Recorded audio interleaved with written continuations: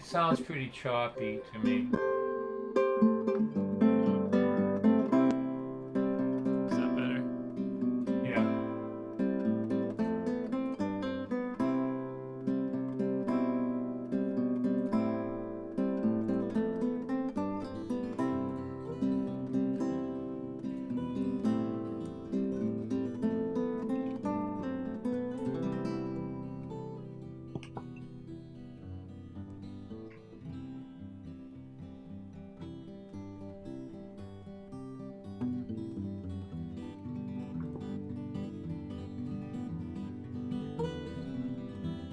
Brandon is playing in two different things now. Yeah, I think somebody else is maybe listening. Do you have the volume on yours? No. All right.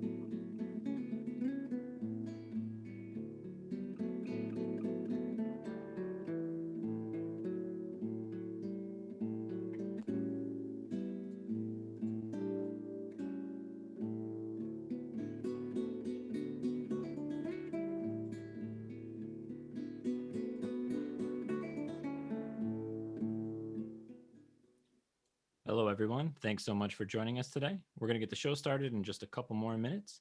A reminder that, as always, this is a free show. Do not feel obligated to tip, but for those who want to help support Don and all he's doing, there will be links in all of the chats in just a moment.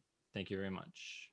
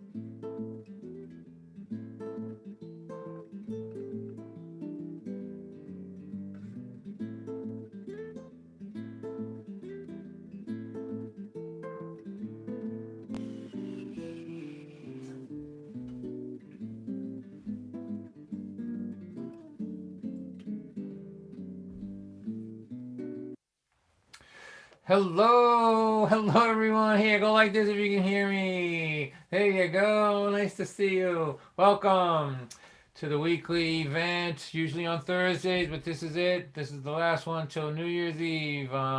Thanks for being here tonight. We are working with the Hearing Room, a fantastic venue in Lowell, Massachusetts. Lowell, Massachusetts, as many of you know, is the other great L town in Massachusetts. That's right, and we're happy that to be partnering with them and letting you know about them.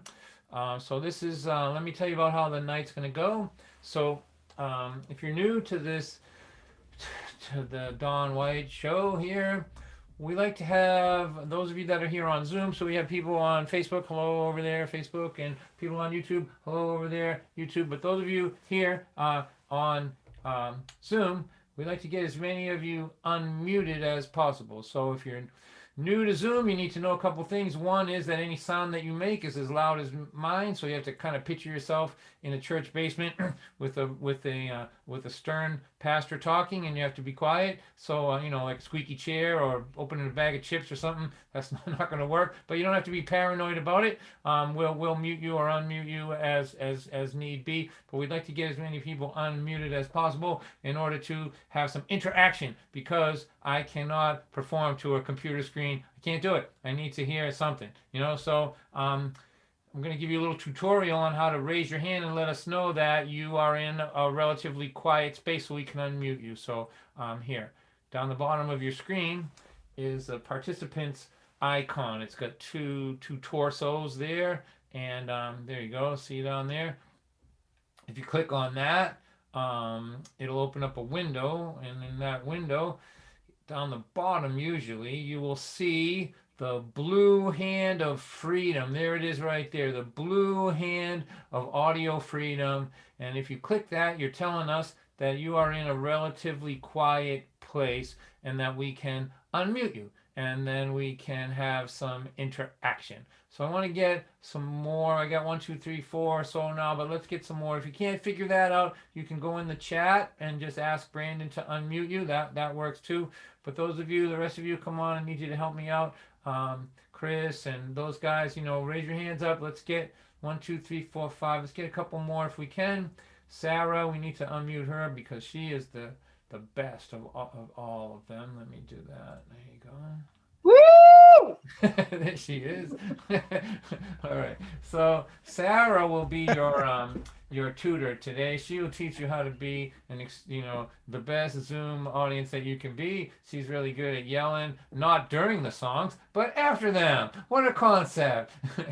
And so what we're gonna do now is I'm gonna count to 3. And when I get to 3, all you people that are unmuted, I want you to laugh like you just heard the funniest thing that ever got said in the history of the world. And we'll test this out. 1, 2, 3, go ahead. Yeah!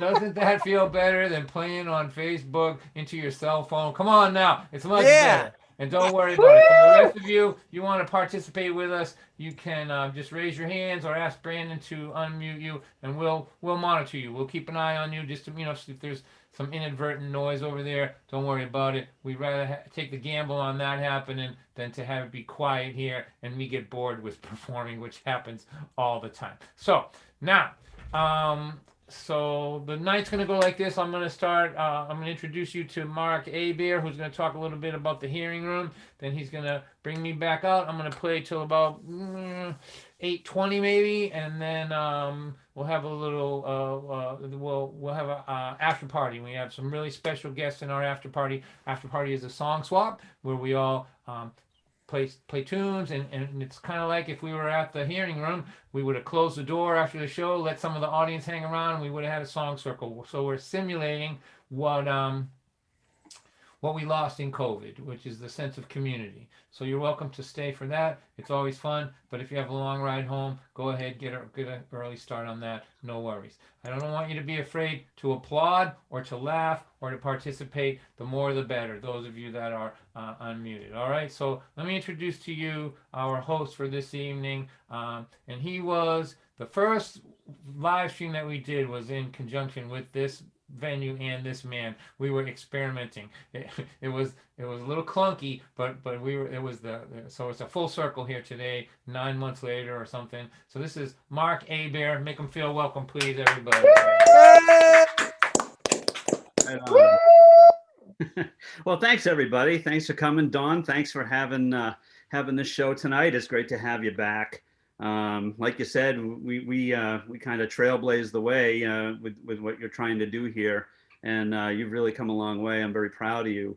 A little bit about the Hearing Room. You know, we opened 4.5 years ago. We are a registered 501c3 nonprofit charity organization, and we, try to propagate creative expression of all forms, whether it's music, and everything in that vein.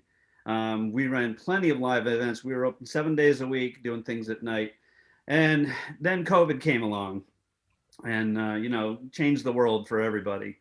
And so what we've had to do is we've actually had to vacate our premises in Lowell, and we are currently seeking another venue and for a reboot, and it's going to take a little bit of time. We've been planning on what we're looking for, what we need in a new venue. What did we have that was good? What did we have that we didn't like, and try and put it all together. We're looking at this as an opportunity.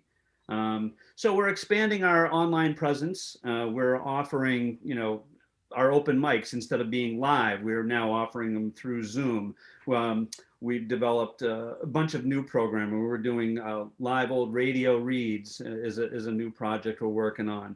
We're doing musical jams. We're still doing songwriting workshops, and we're still doing shows such as this. And we're just looking forward to what's coming next for us, and the phase 2, Hearing Room 2.0.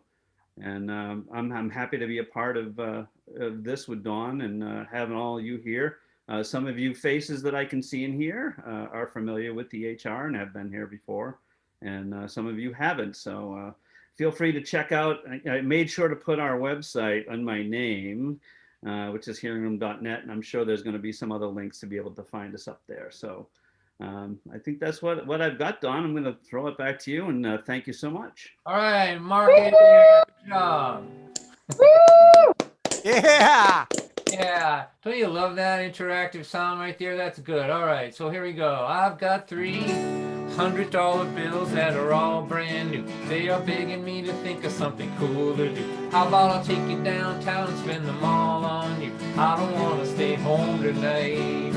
We have worked so hard for so many years, built a home, a life, a family, and 2 careers. Saved our money for the future, now the future's here. I don't want to stay home tonight. I can't stay home again tonight. I can't stay home again tonight. I can't stay home, can't stay home. I need you and me, how it used to be. Every week on Friday night, there is so much history that only we can see. Can't stay home again tonight. Me and Michael, Johnny, Richard, Ruthie, and Joan all had bouts with cancer last year. If cancer was a man, I would punch him in the throat. I don't want to stay home tonight. 'Cause time isn't sentimental, it doesn't seem to care about your plans or your hopes and dreams. It just keeps track of your minutes and it wipes the slate clean. I don't want to stay home tonight. I can't stay home again tonight. I can't stay home again tonight. I can't stay home, can't stay home. I need you and me, how it used to be. Every week on Friday night, there is so much history that only we can see. Can't stay home again tonight. Well, I know we can't party like we did before. Can't stay out till 4 in the morning no more. But the house is paid off and the kids are all grown. What the hell have we been working for? Let's take a nap. Take our inhalers. take a multivitamin, and then go out to hear some music with all of our friends who didn't die from the way we used to party back then.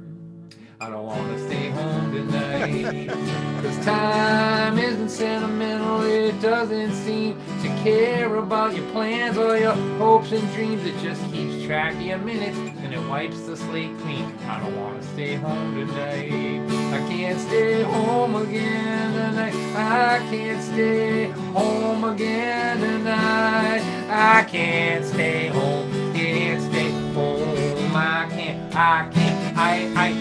need you and me how it used to be every week on Friday night. There is so much history that only we can see. Can't stay home. Can't stay home. I can't stay home again tonight. Woo! Well done!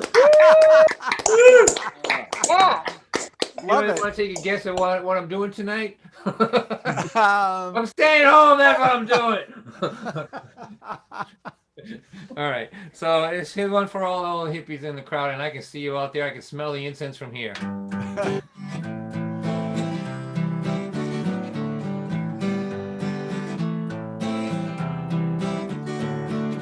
Jenny's grandma went to Woodstock back in 1969. She keeps her ticket stub in a chunk of mud at her house in a little shrine.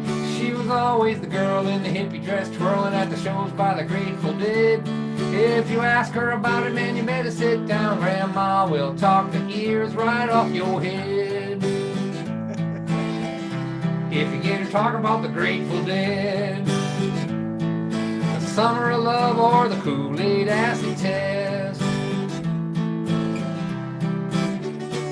Jenny was always in the glory when she could hear the stories from her grandma's hippie friends about peace and love, taking care of one another, how great it all was back then. And at night she would dream of being on the bus with Keezy, seeing Jimmy in 69. But when she wasn't dreaming, she always had the feeling that somehow she'd been born in the wrong time. You know, you should have been 20 in 1969. All the gray-haired hippies say that all the time.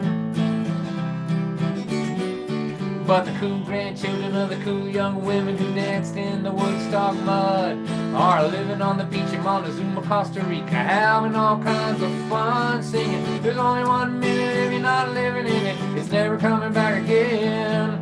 I love you, Grandma, but Baba Ram Dass never said, be there then.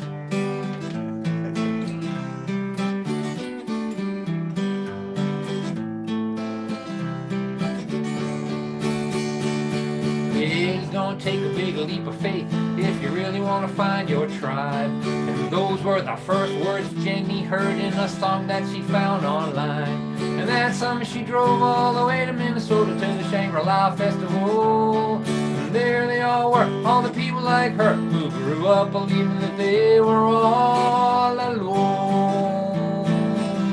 They said, hey girl, welcome home. Because the cool grandchildren of the cool young women who danced in the Woodstock mud are driving down the road all the way to Minnesota, having all kinds of fun singing. Jimmy and Jerry are dead and buried and they're never coming back again.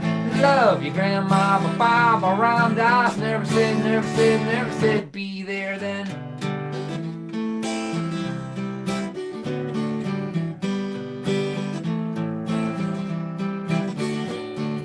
Jenny's grandma went to Woodstock in 1969. And since then she believed there was never going to be a better time, and that's alright. But if you don't take a big leap of faith and get out there and find your scene, it will pass you by while you are trying to find your grandma's long gone Woodstock memories. Her Woodstock memories. Cause the cool grandchildren of the cool young women who danced in the Woodstock mud are living on the beach in Montezuma, Costa Rica, having all kinds of fun singing. Only 1 minute if you're not living in it, it's never coming back again. Love your grandma, but Bible rhymed off. Never said, never said. Never said, never said. Never said, be there then.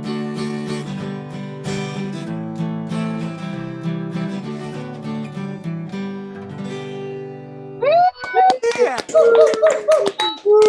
All right. All right, so Brandon, looks like everything is set up here on my side. Is it a little hot? Is that what you're saying, buddy? Just for a minute, it just sounded a little bit off, but I think it All was right. just I think it was somebody else's mic. I think we're good. All right, good deal. So here, welcome and thank you. I want to one of the reasons why it's important to partner. Like, there's no money in this. You know what I mean? We ask people for donations, and there's enough to pay Brandon and to buy groceries a little bit, but it's not a real money maker here. But we are partnering with venues, and it's important to keep these venues alive. It's so they do so when a venue leaves your community, it's just so. There's such a hole in that community. So we're just trying to keep places like the Hearing Room on people's minds. Like don't give up on these places, because when things are better, we're going to want them back. So one of the things about these places is miracles happen in them. So I'm going to, second to last time I played at this venue, I came off the stage during intermission, and there was a big hubbub around the table. And it turned out I was kind of hoping that her and her husband would come tonight, but I don't see them here. But my friend Kim, who's been a fan for years, and her now husband, but her sweetheart then, Scott, they were in the front row, and all the hubbub around them was that as soon as I was done with the song, he proposed to her. He proposed to her at the Hearing Room in Lowell at my concert, and I have a photograph of it. I just want to show you, just so you know it's real. Okay. Yeah, if you can find that, there it is. Wow. Like, I came off the stage, and like I think it was a spur of the moment thing. He took a piece of gum and he made a ring out of it and he gave it to her and all that. Like, so isn't that, what do you think of that? That's not bad, right? Look at that. Wow. Yeah. Wow, that was interesting. Okay. Okay, it was. We like had like an alien intervention there. That was good. Maybe we can have some more of those. That'd be excellent. All right. Ooh, like a wing wing. We're gonna do that later, but you're gonna be gone. I mean, I was like, had it all set for you, Sarah. But Sarah comes to us from California. She was near the big fire, and the fire, ate everything around her house, but it left her house alone. What a nice fire that you had out Oh, there. wow. Yeah. So we're glad to see her, and my friend Alan is here from Kansas, and my friends from Nebraska are here, and all kinds of folks here. So thank you, and those of you watching on other platforms, you're welcome to come over. We'll put the Zoom information in the chat rooms for you. Let me.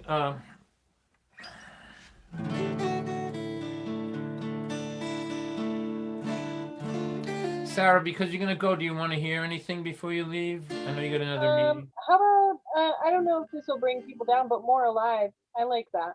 All right, it turns out that was the song that I played just before I jumped off the stage that inspired this guy to and then they invited me to the wedding. I played at the wedding and everything. So like they have to stay married now because I'm really invested in them. That's what Right. And now we are too. if you propose at my wedding, I mean at my show, and then you invite me to sing at the wedding, you have to stay married. My name is attached to this thing. It has to turn out well. So, right. So yeah, let me play this. Thanks for asking for this. I lost my mother. I lost my father. Well, I really didn't lose them. I know exactly where they both are. It's not like they went for a walk, took a wrong turn and both got lost. It just hurts less to say I lost them than to say they're dead. Betty May is 82. She's having more fun than me and you. All she wants to do is laugh and sing. She's the biggest flirt I ever seen. Still flutters those baby blues like she did when she was 22. so much mischief in those eyes.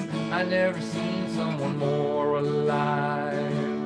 More alive, more alive, waiting on the other side of all that sorrow and the trouble in your life.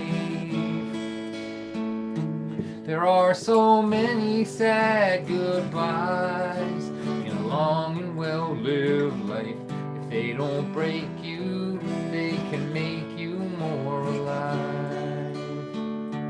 When my mother died, I was so smashed up inside. I was crying like a baby. I thought the pain might kill me. And Betty said, son, you won't believe how many loved ones I buried. My father, sister, my brother, son, my husband, and my mother. And every time I lose a friend, I think I'm never gonna laugh again. I lay around and watch bad TV till this feeling comes over me. Then I put some music on and play my favorite song, dance around my living room like I did when I was 22, and shake loose of that pain inside on the day when I decide not only will I survive, I'm going to be more alive, more alive, more alive, waiting on the other side of all the sorrow and the trouble in your life. There are so many sad goodbyes in a long and well-lived life. If they don't break you, they can make you more alive. She said, go ahead, feel your pain, watch bad TV for days, but when you're ready to come out and play, you'll come see Betty May, and we'll put some music on and play your favorite song, dance around my living room like we both were 22, and shake loose of that pain inside on the day when you decide not only will you survive, you're going to be more alive, more alive, more alive, waiting on the other side of all the sorrow and the trouble in your life. There are so many sad goodbyes in a long and well-lived life. If they don't break you, they can make you more alive. There are so many sad goodbyes in a long and well-lived life. If they don't break you in time, they can make you more alive. Beautiful, beautiful, Yeah. Dawn. Great. Woo! Well, Thanks, Dawn. thank you. Before I she love ya. leaves, Brandon, will you spotlight Sarah and her halo and everything? I gotta let everybody see it. Go ahead, please. Go ahead. There you go. My I halo. like your halo. I gotta go. I might be able to hop back in later, but I love you, Dawn. Have a good You know, show. I tried that halo trick, but mine kept coming out black. I don't know what was wrong. Yours had horns on Little it. horns. All right, Sarah, I love you. I'll see you later. Thank you. Bye, Marlene. Bye, Tommy. Bye-bye, Sarah. Bye. Have a Bye, good Brandon. holiday season. You too. All right, so let's look at who we got here. I just want to see everybody. See, I saw a lot of what we would call fresh meat in the audience. People who haven't come to the show all the time. So I see Jen is here with her baby from Michigan, and Alan D. Bay and all of that. So here, let me do this one for you. This is one that some of the regulars have heard a lot, but I'm really preparing this song for when we have real audiences. That's my goal. I'm using you people as a, as a practice space. When we have real audiences, I'm gonna work this one. This is gonna be like a cornerstone of my show. I'm gonna get everybody singing, which we will not do on Zoom because it's a gigantic. It's like this. Sounds like the 12th level of hell when everybody sings. But so this is the deal. And for my friends who haven't seen me perform, so Rick and these guys. So this is a song from my most recent album called Live at the Guthrie Center. I got to perform several times at the Guthrie Center, which is the place for all where Arlo took the trash out of the building and dumped it and got in trouble out there, and Alice's Restaurant and all that business. So Arlo bought the church many years ago, and he does concerts there and feeds the homeless and does all kinds of cool things. But I recorded my last album there, and there's a song from there, and it's a song on an important subject. That's right. And this subject is the fact that weed is legal in my town and my state now, and I'm okay with that. It's legal in Michigan too, and some other states, right? And I'm okay with that. I don't smoke it myself, but I'm okay with it being legal. I'm glad nobody's going to jail for it. I think that's okay. And if you have pain or whatever, fine, go ahead, take it. I have two concerns. My first concern is that, and these concerns are addressed in the song I'm about to play. My first concern is that I'm concerned for joggers. That's right, because in the town of Lynn, Massachusetts, you can't go anywhere and not smell weed. Nowhere. It's coming out of churches and kindergartens and police cars. It's everywhere. And people leave their house jogging at 7 in the morning. They come home 2 hours later with a 2-pound bag of Doritos, and they're calling up rehab because they've inhaled so much smoke just jogging around this town. And I don't even care about that. That doesn't even bother me. My real concern is that conversation. Like if we were at the hearing room, I would be hanging out with you people, sitting at your tables, talking to you outside, hanging around after maybe someplace and listening. And I just love conversation. It's how I learn and how I grow. I like the kind of conversation where the person that you're talking to can remember what you said. Do you know that kind of conversation? That's the kind I'm really fond of. We're hugely fond of that kind. And I'm afraid that in this new world now, that those of us who like focused conversation, we're going to have to go underground. We're going to have speakeasies. We're going to have like a secret password, and we're going to call them Speak Coherently Easies. And here's my song. I hope you like it. And listen, don't let it bother you if you like. I can see that half the squares now are lighting up. There's smoke all over the place. It's all good. I mean, you do what you want, makes you happy. It's all right. I'm just saying, these are my concerns. I sat around with a bunch of stoners. I listened to them talk all night long. They were sure that their conversation was deep with meaning. They were wrong, 'cause when you smoke it, it makes you stupid. I thought you knew it, but I was wrong. We're not having a conversation. This isn't nothing at all. My friend Harry lit up a fatty to celebrate my brand new job. I watched his brain float out of my window. He left me talking to an empty block. Oh, when you smoke it makes you stupid. I thought you knew it, but I was wrong. We're not having a conversation.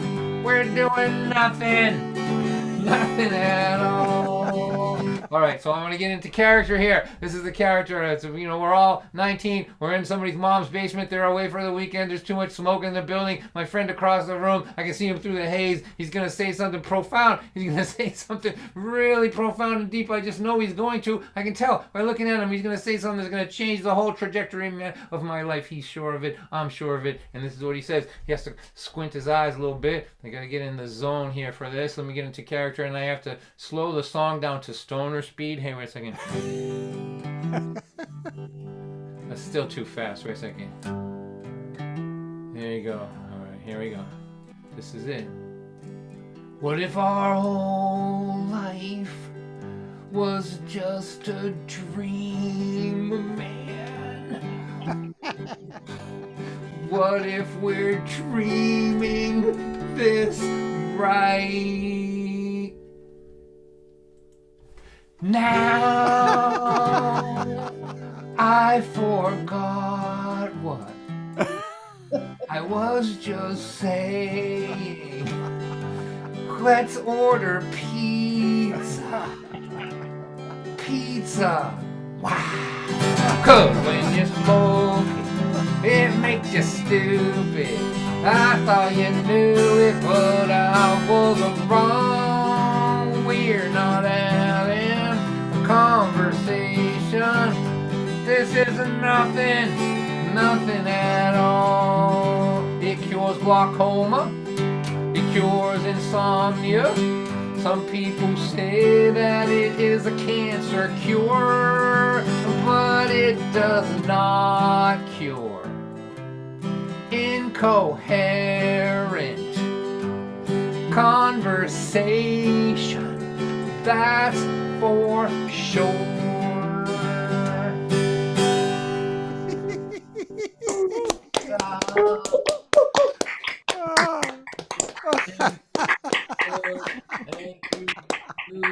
Thank you, my little squares on Zoom. My little smoky squares on Zoom. I love you. All right. How we doing so far? Like, I've been doing these every week since March, and like it's gonna take 2 weeks off after this one, and I'm delirious. Like, I'm delirious. I've been in my house too long. I've been playing songs to like holograms. Like, you're all holograms. I can put my hand right through all of you, right?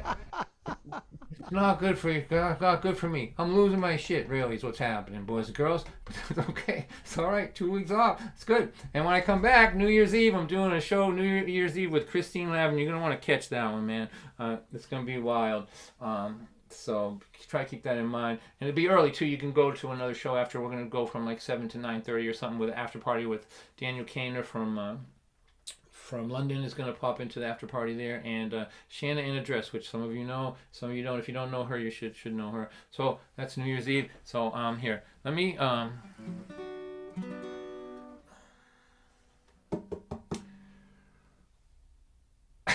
don't know what I'm going to do. All right. Our kids are grown. They're both in their 20s. They live at home. They are never going to leave. And why should they go? They've got it good here, you know.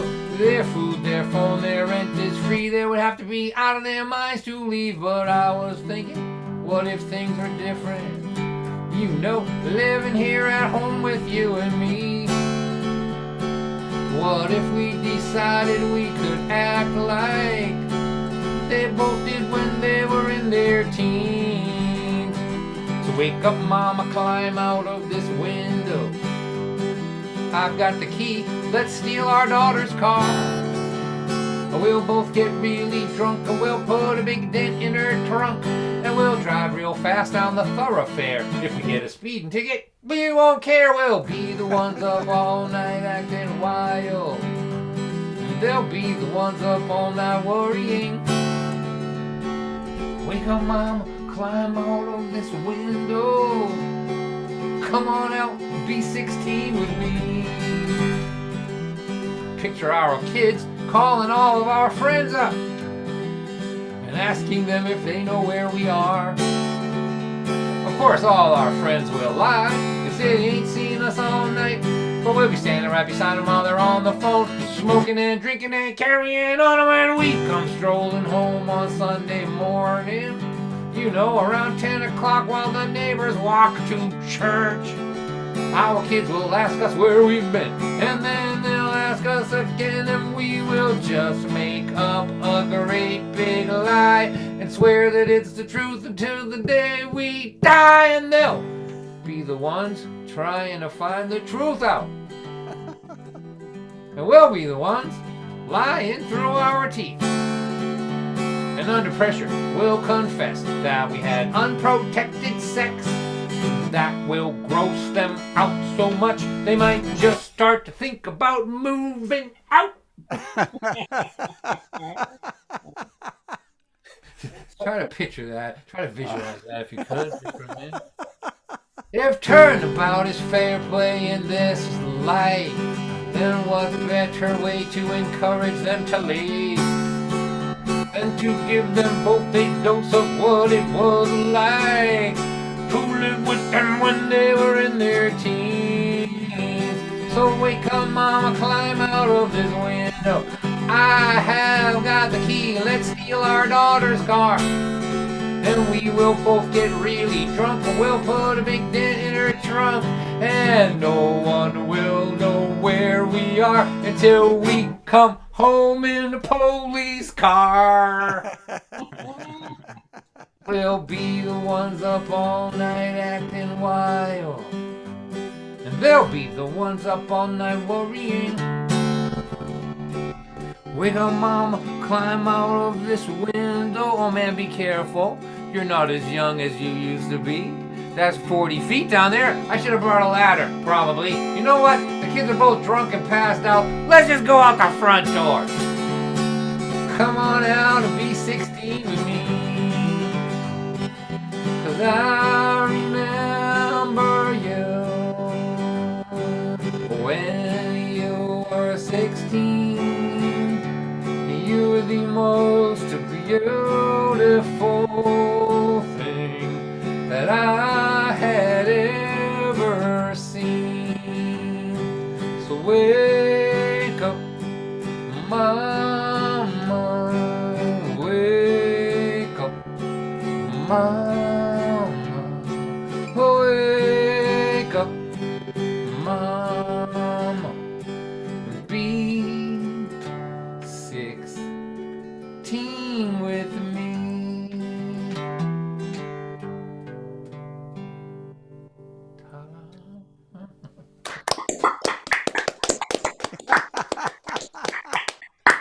All right, so I'm gonna play a new song for you. This is a really wordy one, man. Like my songs have just been novellas, like lately. Like I write these songs, I spend months and months on them, and they just like this song. This is like my goal in life, I think, because I'm like I had several managers over the years, and they have all proclaimed me unmanageable. And one of the reasons is like I hate doing what I'm supposed to do. So this song doesn't do anything that a song that's popular is supposed to do. It doesn't have a chorus. It has kind of a bridge in it, really. I'm not sure if it is even that. And it's got words for days. It's like a little novel, right? It's almost unlistenable, really, in some ways, right? But I love it. I just think it's the best one, mostly because it's not doing, I used to have a record company that I was with, and the guy would say to me, "Don't bore us, get to the chorus." Right? Man, I hated that so much. One time I wrote a song that I thought, I was so mad about that idea, I thought, I'm going to write a song with one note in it. Just one note. All right? That was too hard. I couldn't do that. But I did write one with no bridges, no choruses, 3 verses with 3 different emotional agendas. Just like did whatever you're not supposed to do. And that's why I'm playing in my daughter's old bedroom to a computer screen now at this point. It's these kind of business decisions that put us where we are today, boys and girls. But here's one, but I want to be serious for a minute. I've always wanted to write this song. I always have wanted to, and because I understand this. If you grew up in a family where your parents were mean to you, or they were alcoholics or drug addicts, or they pushed you to not be kind but to be aggressive, or if you didn't get good parenting, for whatever reason, and you had to figure out how to be a good person on your own, and you did, like you weren't showing any kindness but you learned how to be kind, you weren't showing any generosity but you learned how to be generous, you weren't nurtured, but somehow you figured out how to be nurturing to your children. I just wanted the people in that situation to know that somebody, me, is paying attention and appreciating the miracle of what you've accomplished, because nobody would have blamed you if you turned out to be, unkind and uncaring, if that's all you knew, but somehow you did it. And I just think that anybody who accomplishes that in their life on their own, digging into their own heart and finding that when they weren't taught it or they were taught something opposite, they deserve a really long, wordy, unpublishable song. And now I have one for them. This is called That's What Makes You Beautiful.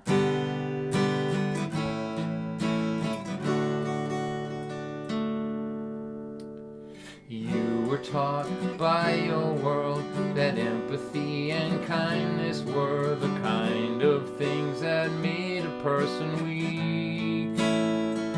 They said push and grab and fight every minute of your life and trample those between you and what you believe you need.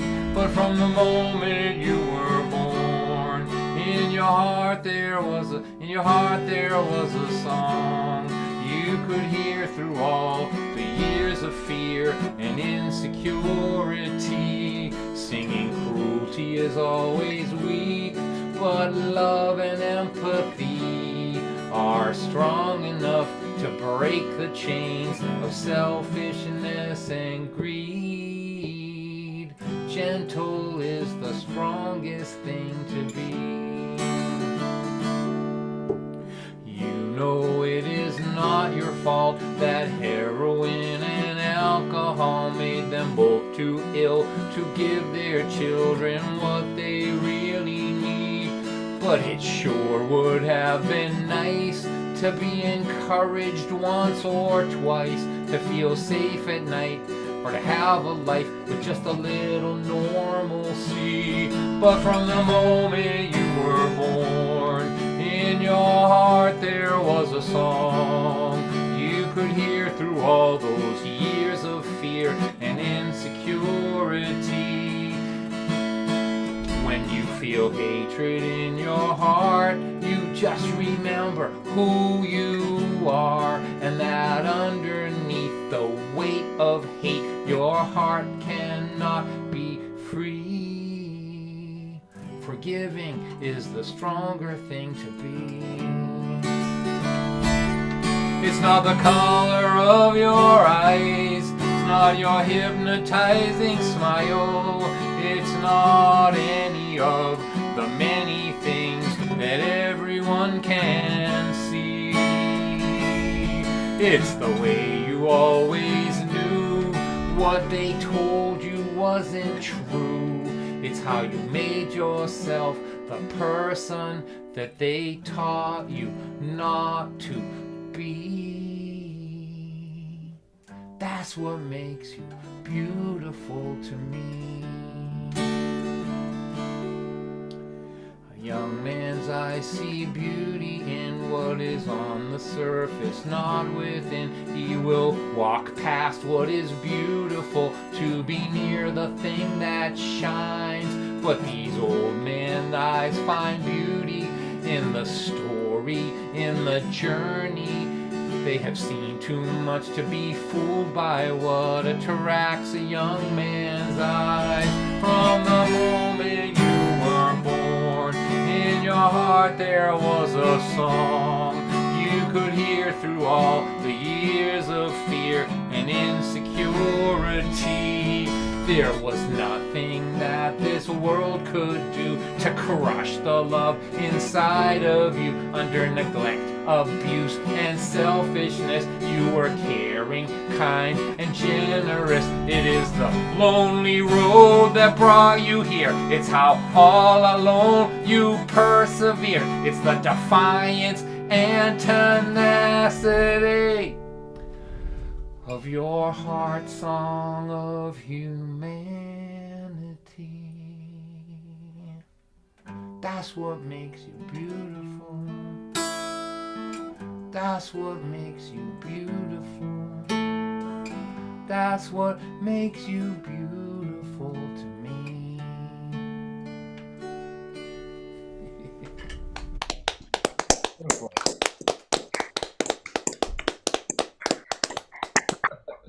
It's a hit. The holograms love it. It's good. All right. I gotta tell you though, I'm done with that. I made a note in my notebook. The next 5 songs I'm gonna write are gonna be primal. They're gonna have no hooks, no depth, no nothing. I'm gonna be able to write them in like a minute each, and they're gonna be the most popular songs I've ever written. I've already got one half done. It goes like this.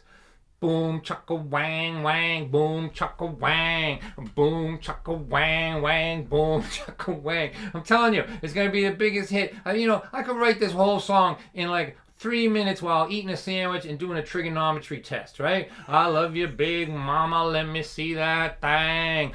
Boom chaka wang wang, boom chaka wang, and that's gonna make me famous. You won't be able to go to a wedding reception in the next 10 years and not hear it. Everyone will be dancing on the floor and dance floor. So just want you to keep an eye out for that. I'm changing my direction in this world. I'm done with wordy novellas. It's gonna be all primal. Booty shaking numbers from now on. That's it. That's where the money is. It's also easier, much less effort involved in it. All right, so here I'm gonna play one more song, then we're gonna take a break, just like 4 minutes or so, 5 minutes, and it's just to pass the hat, basically. So we'll put the information up on the screen where you can pay. Like first of all, it's free. Like you don't have to pay. Don't. If you're hurting for money, believe me, I love you. Don't worry about it. Even when this is over and we're going back to regular concerts, in public, if you don't have any money and you want to come to my show, just email me. You can come. You don't have to ever feel bad about being broke as far as my relationship with you is concerned. I'm not going to loan you any money. Let me say that.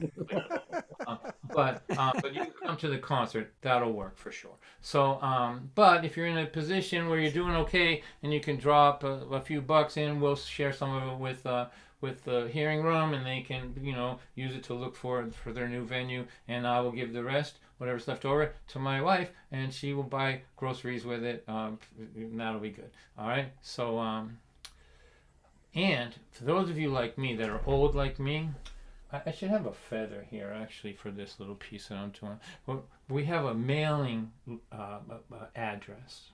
A mailing address. It's like a 17th century technology, right? So you take your feather quill pen and you dip it in some ink that you made yourself from boiling a certain kind of berries in your backyard for 3 days so that they're nice and thick, and then you find a piece of parchment. Maybe you make the parchment, you boil some bark down and you make some parchment and you write a promissory note on your parchment, and then you fold it up and you give it to your local Pony Express, and they deliver it to me in 1 month's time guaranteed. 1 month's time guaranteed. So if you're mystified by Venmo and PayPal like I am, like how does my dollar bill go into the internet and off to someone else, you can use the Pony Express. That'll work too. Now,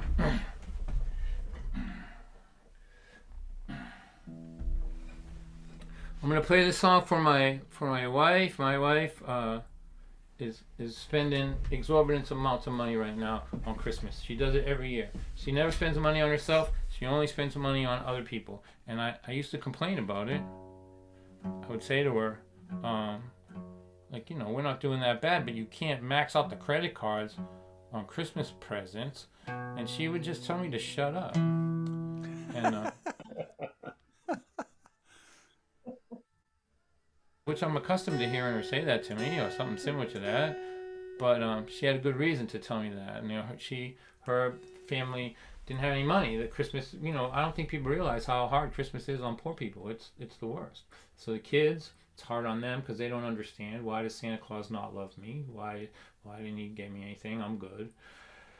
Why did he get this kid who's bad a bunch of stuff? What is up with this guy Santa? he's missing the whole story here. So that's heartbreaking for kids, and she, and then it's also hard because the parents want to do well for the kids, but they don't have any money, and so there's tension in the house, and so her Christmases had a lot of that in them. They had a couple good ones in there, but lots of times it was stressful. And so she overdoes it, And when she's watching the kids open these, you know, piles of toys, I'm looking at her. I've known her since I was 16 years old. She looks like a 5-year-old kid that that Santa Claus loves. You know, like she's getting now what she didn't get then. You know, so but, you know, I can bark about it, but I wouldn't take that away from her, and I couldn't if I wanted to. She wouldn't let me. So this is called Christmas Memories, and then we'll take just a short break after this. Thank you for coming out, and I'll be back. You know, just right after this here. I said, baby, are you crazy? I know it's Christmas, but we can't keep spending our money like this. She said, just sit 1 minute and I will tell you something about my Christmas memories.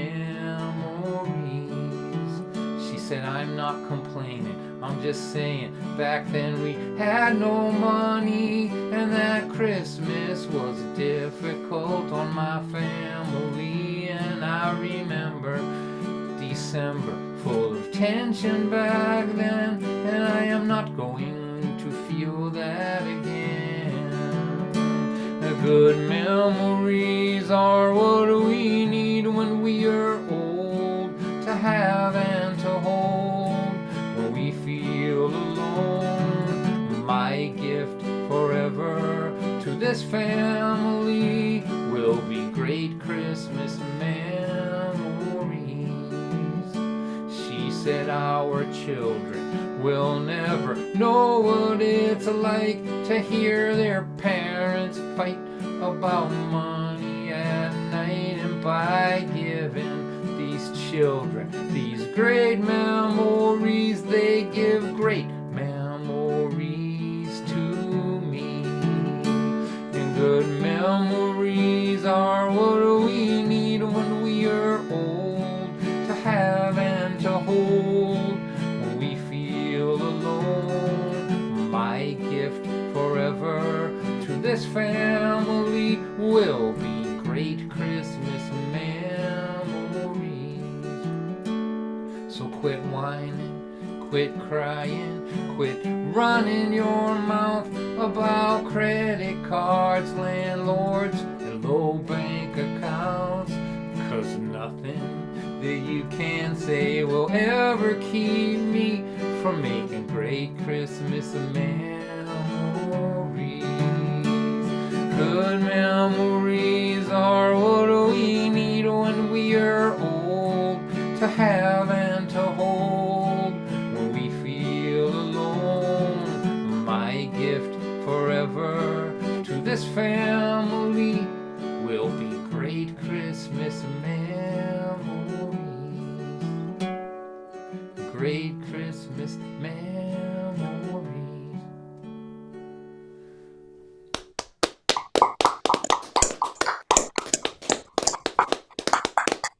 Thank you, everybody. So, like I said, if you can, we'll take just enough time to sort of pass the hat here a little bit. You know, let's call it 4 minutes or so. I'll be back. I'll play till 8:20, maybe between there and 8:25. Then we'll have our after party and go from there. Thank you to everybody for coming out, and I will see you in just 4 minutes.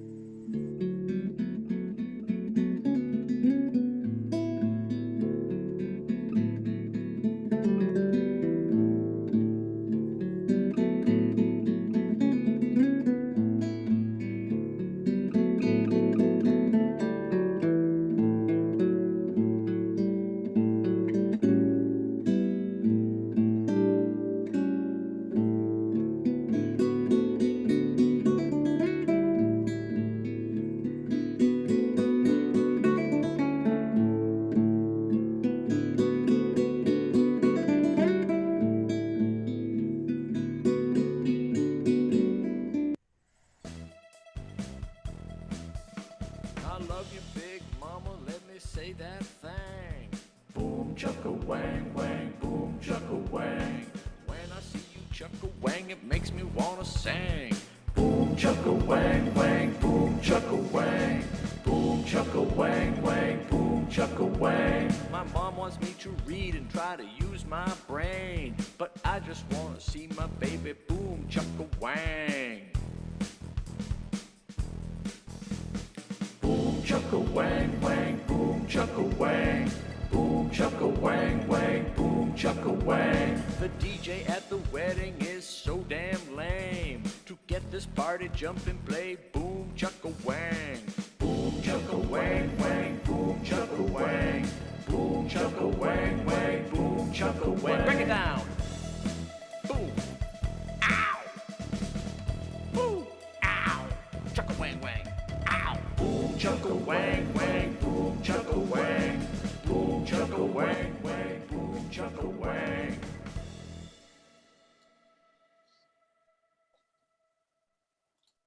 Oh.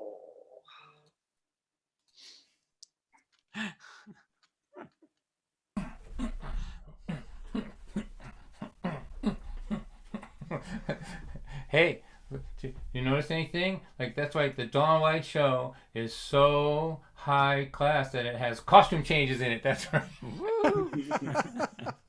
Whoa, we are really going over the moon for this last one. That's right. All right, so we'll play for another 15 to 20 minutes or so, and then we'll hang out. Does anybody want to hear anything? Does anybody know who I am or why you're here, or, you know? So Alan D. Bay, right? Let's spotlight Alan there. That's he's got a stalker behind him. Look at that. That's pretty. Ooh.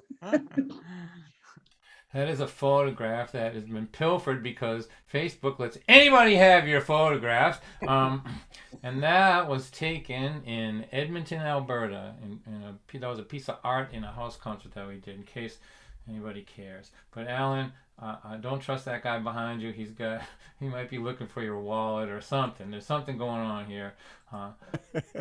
You were a long way from home.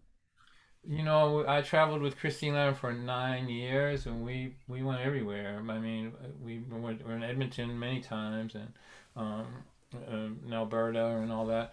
You know, Alberta, Calgary, Alberta, if you've never been there, it's got the most amazing folk scene there. They have these folk clubs that people belong to, like a Legion Hall, like that, right?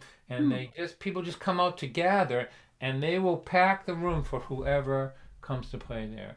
And it's the only place I've ever been where you could play one on Friday night and play the one across the street the next night, because it's two separate groups of folk people. Like, you know, Canada, I mean, everything they got is better.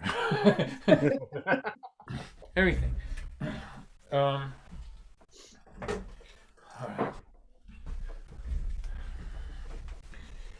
All right, so here, does anybody want to hear anything? Oh, this normally I try to be more organized but I don't have it together at all, really. I'm just playing.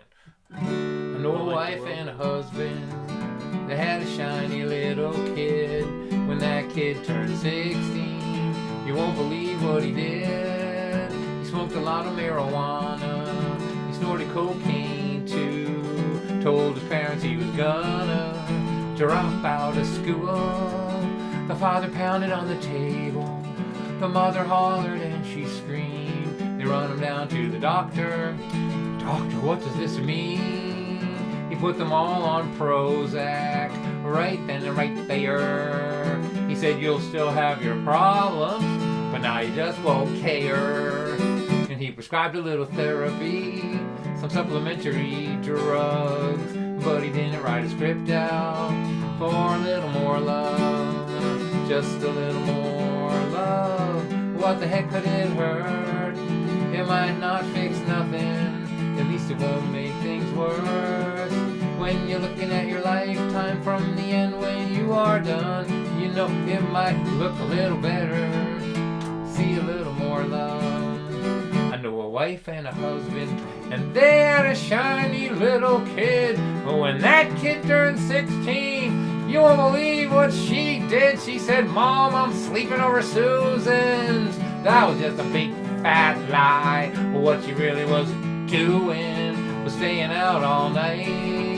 And when her parents found out, they cried boo-hoo-hoo.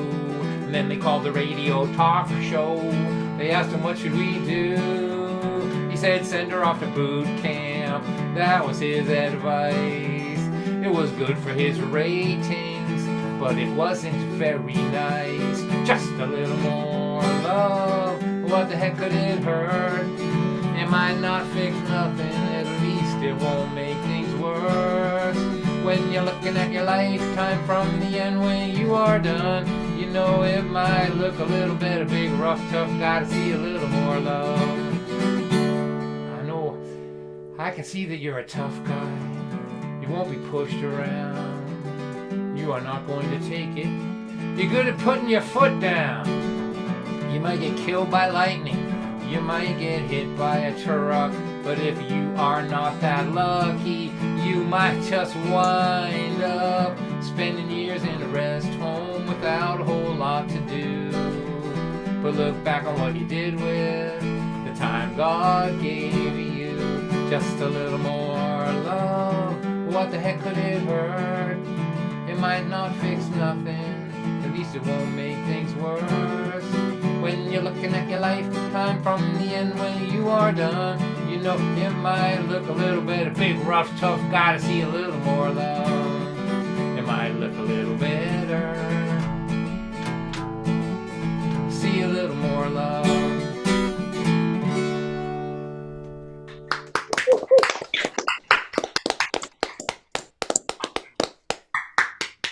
All right, so I want to talk to my musicians and artists in the group here. It's Christmas time, and people want to spend money on you. They do, really.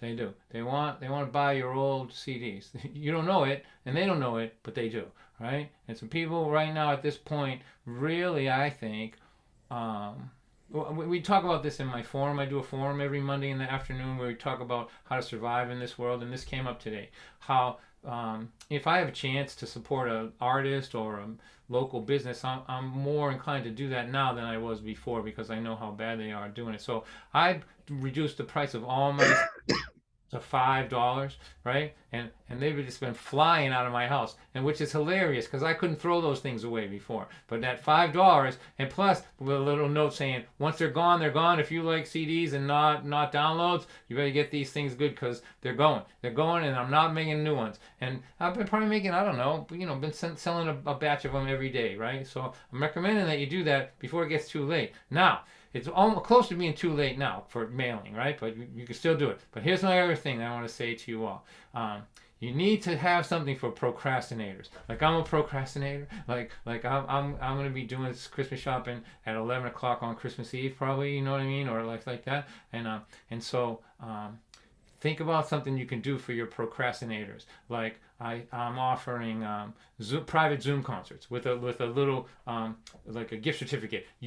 Somebody must really love you because they bought a Donna White Zoom concert for you. You can invite all your friends, and that's something that somebody like me could buy in a panic at midnight on Christmas Eve. So I'm just trying to help you guys out there. So, like do something like a guitar lesson, something.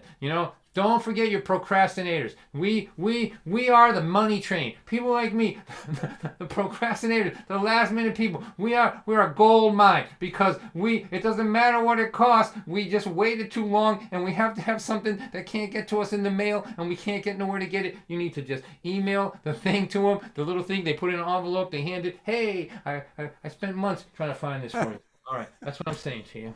All right, just trying to be helpful.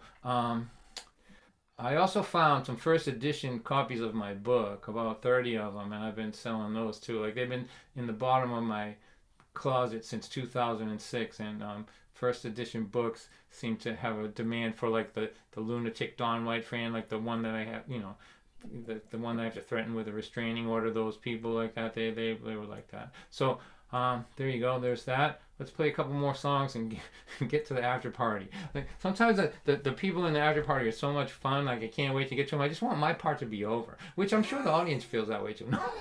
Okay, not the first time that's happened.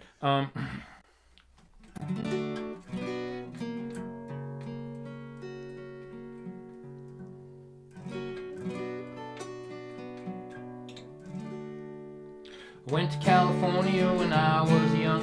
Stood beside the highway, waved my thumb. Met a lot of maniacs, met a lot of bums. They were all really kind to me. Life is not like TV. People in Michigan say hello to people on the street that they don't even know. And drivers in Boston make a left-hand turn without turning their signal on. 1993, if you were talking to yourself walking down the street, it was sad cause it meant that you were crazy. Now it means that you're a businessman. It's not crazy, but it's still kind of sad. I went to California when I was young. I stood beside the highway, waved my thumb. Met a lot of maniacs, met a lot of bums. They were all really kind to me. Life is not like TV. You know my boss is younger than my children are. I've got to tell you people, that is so bizarre. He's so adorable when he yells at me. It makes me want to pinch him on his cheek.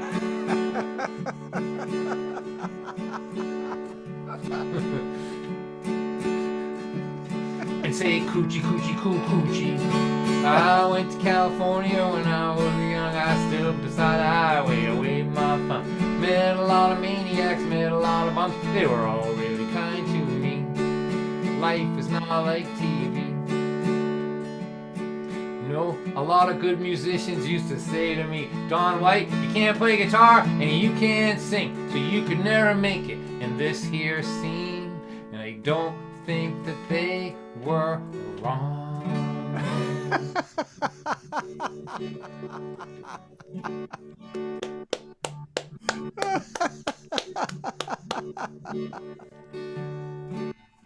But I wonder where they all have gone. I went to California when I was young. I stood beside the highway, I waved my thumb. Met a lot of maniacs, met a lot of bums. They were all really kind to me. Life is not like TV. People in Michigan say hello to people on the street that they don't even know. And drivers in Boston make a left-hand turn without turning their signal on. They're not thinking about you at all. They just keep on rolling, they keep on rolling, they keep on rolling along. There you go. Got rocking true. it now. I'm looking through my highly organized filing system here, see what I got. All right, here. I'm going to do something for you that I shouldn't do, but I'm going to read you something that nobody's ever heard before. It's from, and this is really just a way of thanking everybody here, especially those of you that come all the time. So I'm writing another book. I swore I'd never write another book. I swore I'd never do it because it was so hard. But now I'm doing it because I need the money. Like, the people don't buy CDs, but they still buy paper books, right? So I'm going to read just a little piece of something that I've been working on just this last week or so. And here's the idea of this. So I want to talk to just the artists and the writers and people who have a creative life, which let's assume that's everybody here, have some sort of creative life here. When I get the highest I get, and I know a little something about being high, I gotta say, I'm kind of a little, I have some points of reference to compare with here. The highest I get as an artist is when I come up with an idea that I think nobody's ever thought of before. Often, there's a good reason nobody ever thought of it before. It's a bad idea, right? But I still love the process of writing a song like that one I played earlier, where it doesn't have a bridge or what I mean. Like it's like I'm just gonna do whatever I want, see if I can make it good. So here's the thing: I was thinking, what do I want to put in this book? Like I wrote a list of all the things that I thought I've learned in this life that I wanted to leave behind for my descendants, right? My unfortunate descendants, and and I'm like, this is going to be 40 pages each. There's 20 of these things. I'm not doing all that work. This is ridiculous. And I thought maybe I'll just write memes, like just like one line sentence of all the things I've learned, And then I thought they could just click on Facebook for that. So what I did was I created a dream sequence. That's right. It's a cliche, right? So It's me in the house that I was born in, and sitting across the table from a kid that's 17. So let's see. When I'm talking, I'll be this way, and when he's talking, we'll do this way, so you can get it. So I won't have to change the voice, and this is just a little piece of it. So here's me talking this way. What am I doing back here? Are you me at 17? How cliche. No, you big dope. Blue eyes, blonde hair. This is going to be a colossal waste of time if you can't pay attention to what's happening. You are right, though. A dream sequence taking place in your childhood kitchen with your 17-year-old self would be the kind of movie we would both click away from as soon as we realized the stupidity of the premise. I'm your grandson's grandson. The eyes and hair are because your progeny kept mating with non-Mediterraneans until all the brown eyes and curly dark green hair was completely washed out of your bloodline. Sorry. Great. So what do you want, Blondie? Are you here to tell me how shitty the future is? Whoever thought up this storyline in this dream has got to get off the weed. This reeks of one of those stoner ideas that sounds brilliant at 4 a.m, but has to slink back into dumb idea land when the sober light of morning shines upon it. And then now he says, now I know where my family's attitude problem comes from. Look, old man, I'm the age you were when you left this kitchen and became whatever it is you became. You saw the world a certain way when you left. You learned a bunch of stuff in the following decades that changed your view on some, if not all of those things. I'm here to ask you to tell me from the great lofty perch of cantankerous old mandom what priceless pearls of wisdom you wish some ornery old goat had imparted to you when you were my age. Well, there's no denying that this is a dream now, is there? Even though I'm laying in my bed with my eyes rolling back and forth in the deepest levels of REM sleep, I still know that teenagers don't ask old men for advice. It just doesn't happen. But hey, what the hell? I'll play along. You want some old man wisdom? Let's start with the ocean. Seriously? You're going to use this once-in-a-lifetime moment that is unleashed from the tyranny of time, where the year 2020 can interact with 1974 and provide you with the opportunity to converse with a descendant that is a minimum of 50 years away from being born, to talk about the ocean? It wouldn't occur to you to maybe drop a little knowledge on love or the meaning of life? Damn, I gotta say I'm a little disappointed there, Donnie boy. Shut up. I hate to be the one to break the news to you, but disappointing a fictional dream character means fuck all to me.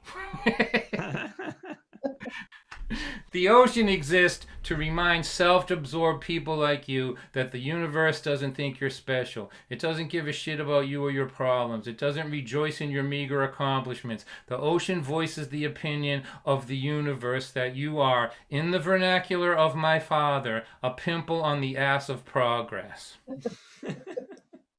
Next time you feel that the world is lined up against you and that your existence is any more important than the bajillion of other fleshy, self-aware bipeds that lived and died on this tiny planet in this minuscule gallery, go to the ocean and listen to the waves crashing against the seawall. There is a proclamation in the form of a rhetorical question in the sound of the waves. Listen carefully and you will hear these words.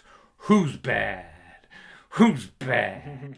The ocean is bad, and it has a message for you. You don't matter. I could swallow you and not even belch. If the ocean was starving and you fell in and were eaten to the bone by sea life, the ocean would still be starving. The entirety of your physical existence couldn't feed 1/4 of 1/1,000,000,000th of the fish within a half mile of where you drowned. We don't matter, except to one another. We can, if we choose to, be as important and impactful in the lives of those we love as we are inconsequential to the ocean. There you go. Ta-da! Yeah. Nice. So what happens, it's quite long, but after that, like, I start to soften up, so I'm pretty cranky at the beginning of it, but then I start to panic, thinking, "Man, I got to cram in as much as I can into this," and you know, like I get kind of weepy, like I really love you. I wish I could, you know, like that. So yeah, it's weird. I know. All right, that's gonna be the end of our concert tonight. The strangest ending to a concert in the history of the internet, ladies and gentlemen. There it was, right there. So thank you for coming. Give us another like 2 minutes or 3 minutes, and if you can donate, I think we're looking to buy some groceries tomorrow. That would be great, and then we'll be back with some really good friends of mine, people that I'm just so excited to see, and we'll have a little after party. Thanks.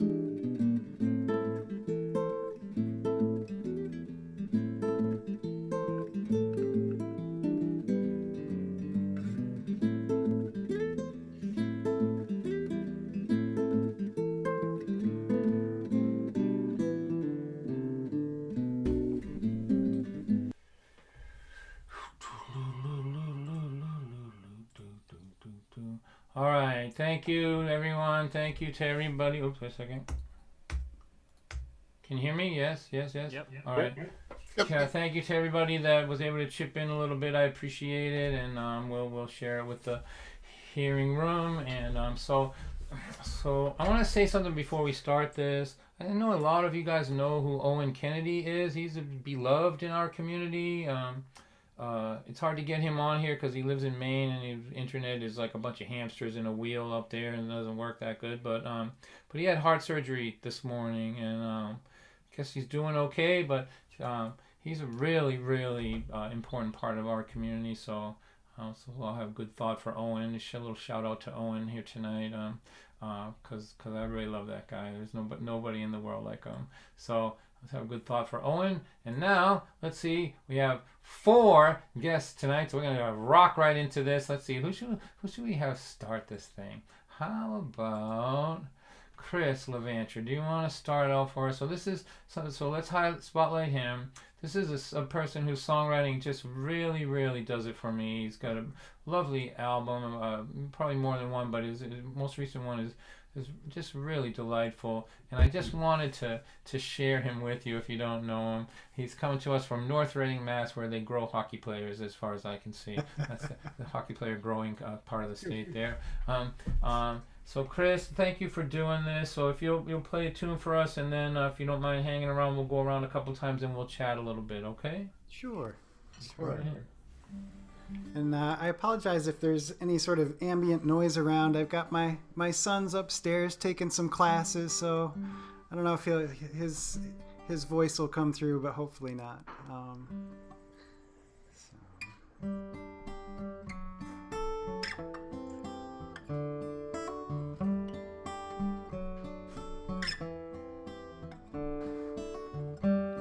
Come and sit down by the fire,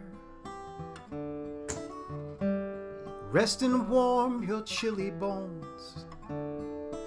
Well, I'll put on a pot of coffee, and we'll talk till the night grows old. The wind might blow and the snow might fall, when the world outside is cold and gray. There's nothing like being with an old friend. That's why I love these holidays.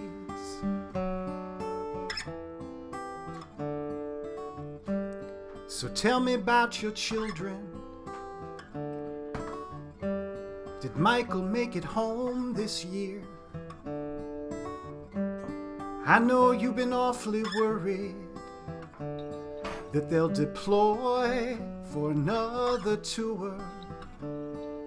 And is Sarah still in Athens with the man she met in Spain? It's like a romance novel she's walked into. She's living life like a dream. What about you? What have you been up to? Are you still writing poetry? I haven't touched this guitar that much, but tonight you've inspired me. The wind might blow and the snow might fall, when the world outside is cold and gray. There's nothing like being with an old friend. That's why I love these holidays.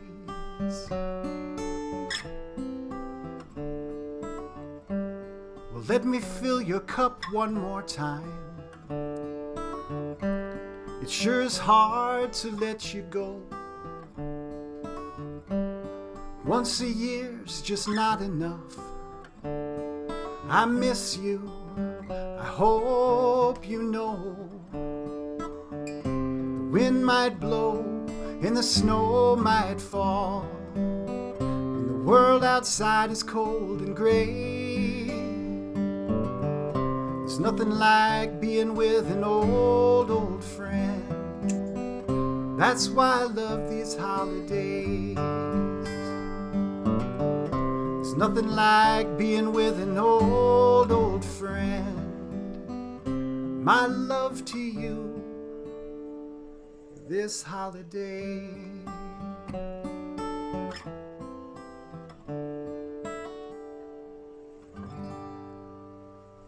Oh, Chris, that was beautiful. That was good, man. Thank you so much. Excellent. So you'll hang around. We'll go around one more time at least, and we'll chat a little bit, right? All right, great. All right. So that's Chris Levanter. Let's hear it for him, everybody. Right. So now I want to introduce my friends who are coming to us from New Hampshire. I'm really happy that they're here. I'm a huge fan of both of them, and I'm just delighted that they're here. So let's give a nice welcome for Cozy Sheridan and Charlie Koch. Charlie up after bedtime. No, Charlie hasn't gone to bed yet. No, he's right here. I'm here. Thanks for having us, Don. You're welcome. What if it'll be okay? Nice. Whoops, maybe we shouldn't start yet. Yeah, go ahead. Okay, here we go. I'm always a little soon off the mark.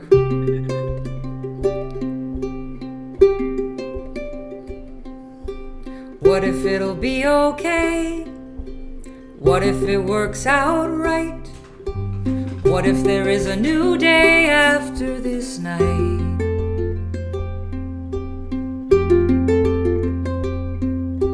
What if we turn the corner? What if we make it through? My world is warmer when my world has you. We fall, my friend. We fall, we get up again.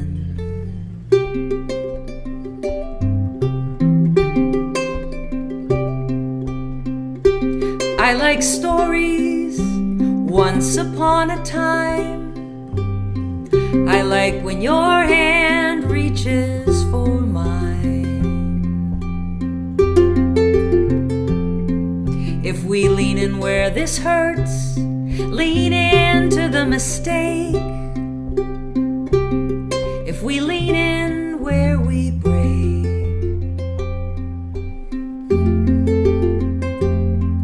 we fall, my friend. We fall, we get up again. Forgive me, I'll forgive you, and that's all we have to do. What if it'll be okay? What if it works out right? What if there is a new day after this night? We fall, my friend. We fall, we get up again.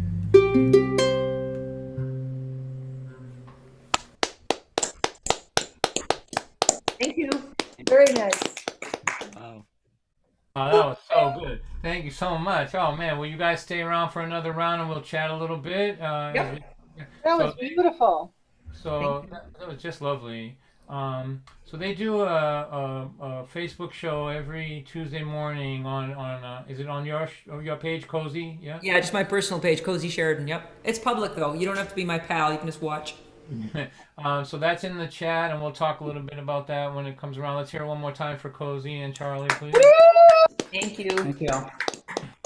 All right, so now I want to introduce a friend of the venue, this person who's been involved there for quite a long time, and he's quite a good songwriter and player. And so let's welcome Rick Page.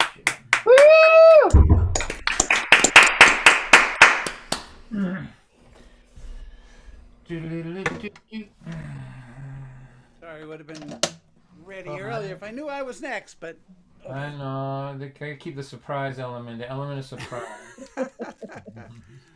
So, and if you got in gallery, you can watch Jen feeding her baby down there, and to square number 5. She's coming to us from Michigan. There she is, right there. Hi, Jen. How you doing, girl? Nice to see you. All right, Rick. Okay. So why don't you play a tune for us, and we'll chat when we go around one more time. Excellent. This song is a little background on this. It's I had a dream one time. It was actually a nightmare, and within this nightmare, I was on Facebook, and I committed a social faux pas. And before you knew it, everyone unfriended me, and I had to delete my account. So the name of this song is called "I'm Just Dreaming."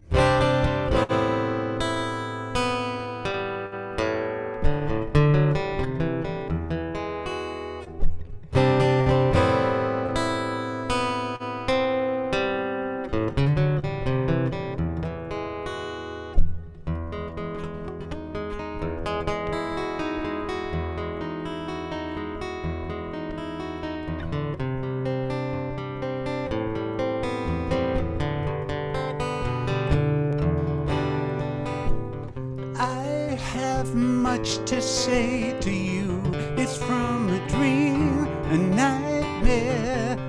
It was all so real, seemed true, and things were said unfair. I said it, you heard it, he said it, she spread it, we posted and they shared it. I said it, you heard it, he said it, she spread it, we posted and they shared it. Read it on the web, it must be true. Facebook, Snapchat, Instagram, and Twitter too.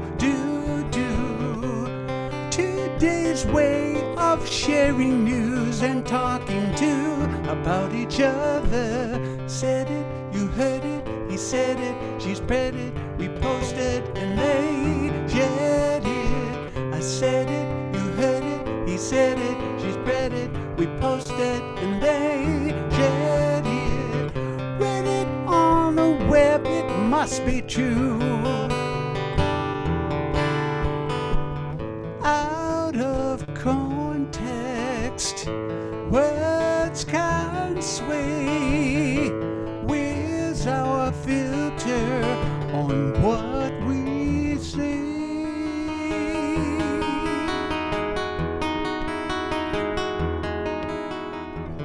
Comments began to tag along with each new post and sharing.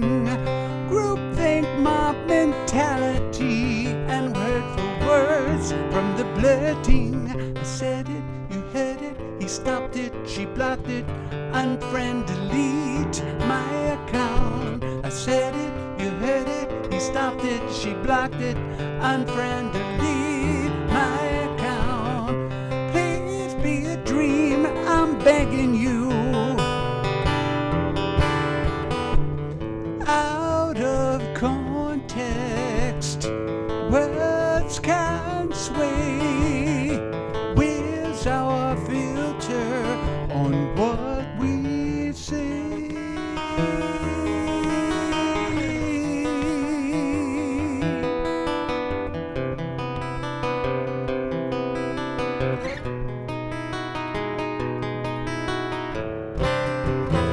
I'm just dreaming.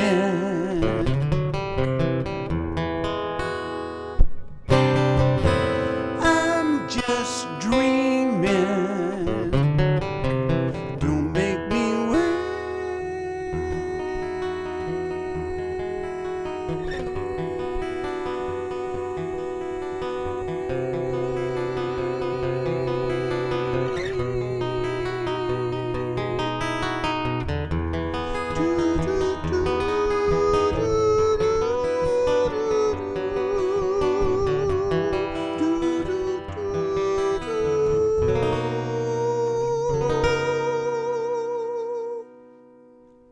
Nice. Oh, nicely done, Rick. Beautiful playing, nice singing. Just really nicely done. So Rick has a bunch of places that he pops into that are in the chat there. Let's hear it one more time for Rick Page and hang around. We'll do one more. Thank you. Thank you. I'm rushing through because I'm hoping maybe we can get 3 songs out of everybody. So I want to bring out my friend Mark Stepikoff, who's just a dear friend of mine. I've known him for a long time, but he ran open mic at TCAN, the Center for the Arts in Natick, and was responsible for unleashing a lot of folk singers on the world. So I think there's a restraining order out on him somewhere. Somewhere. But he's just a good guy and a very talented man, and he's not on Facebook or anything, so this is like what you call like a rare sighting, I guess you'd call it. Like it's like when some exotic bird blows in from Europe in a storm and comes flying through, and all the birders get together to see it because it's not supposed to be here. That's what we have here. Mark Stepikoff. Keeping a low profile. Thanks, Don. So Mark, why don't you play us a tune and we'll go around Yeah, one more time and chat. before I start, I just want to quickly tip my hat to Mark and the Hearing Room. I always enjoy playing there, and it's one of those real community venues. I first started playing around town about 20 years ago. I had some I had some aspirations. There were some things I hoped to accomplish, but never in my wildest dreams did I imagine that one day my music would be on a jukebox. And that's all thanks to the Hearing Room. Myself and a lot of other local artists are on the jukebox there, so that always feels good when I walk in there. So anyway, thanks. I'm going to break out some of the holiday material, I guess, because if I don't play it tonight, it'll be another 12 months before I play it. So.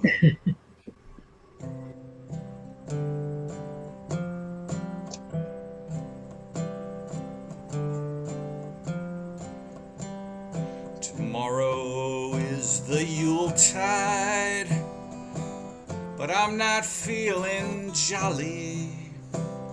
I think I'm gonna stay inside and wallow in my melancholy. Put on some music guaranteed to keep the teardrops flowing. I'm spending Christmas Eve with Leonard Cohen.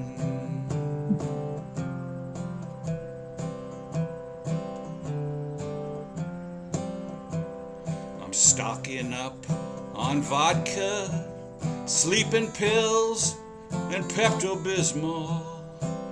I'm drinking to the future, though the future is so dark and dismal. It's pretty much the saddest sound the world has ever known. Yes, I'm spending Christmas Eve with Leonard Cohen. Well, Neil Young can bring you down, and Joni Mitchell's blue. But when you've hit rock bottom, just one folk singer will do.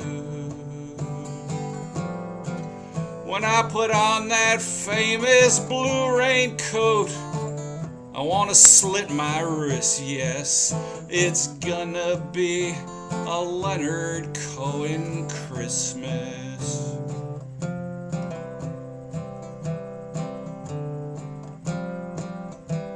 Of course there's Hallelujah.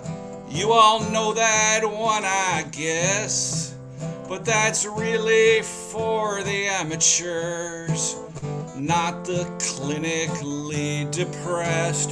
But last year's Man and Avalanche, they always get me going when I'm spending Christmas Eve with Leonard Cohen.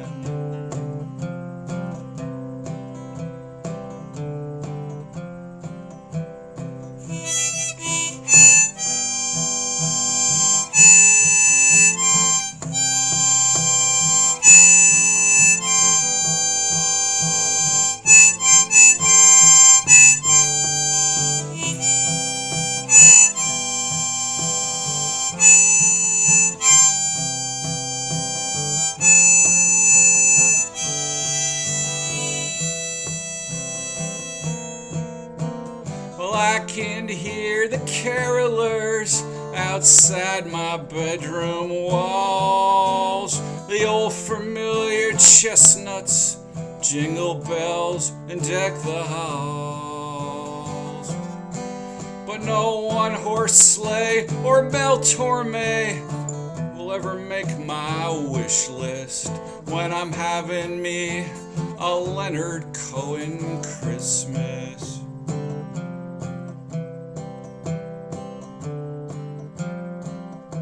So first we take Manhattan, then it's So Long, Marianne, the dress rehearsal rag, and then the second side of I'm Your Man. The festive lights are everywhere, and Rudolph's nose is glowing, but I'm spending Christmas Eve with Leonard Cohen. The poet laureate for all the lonesome and the listless. It's gonna be a Leonard Cohen Christmas.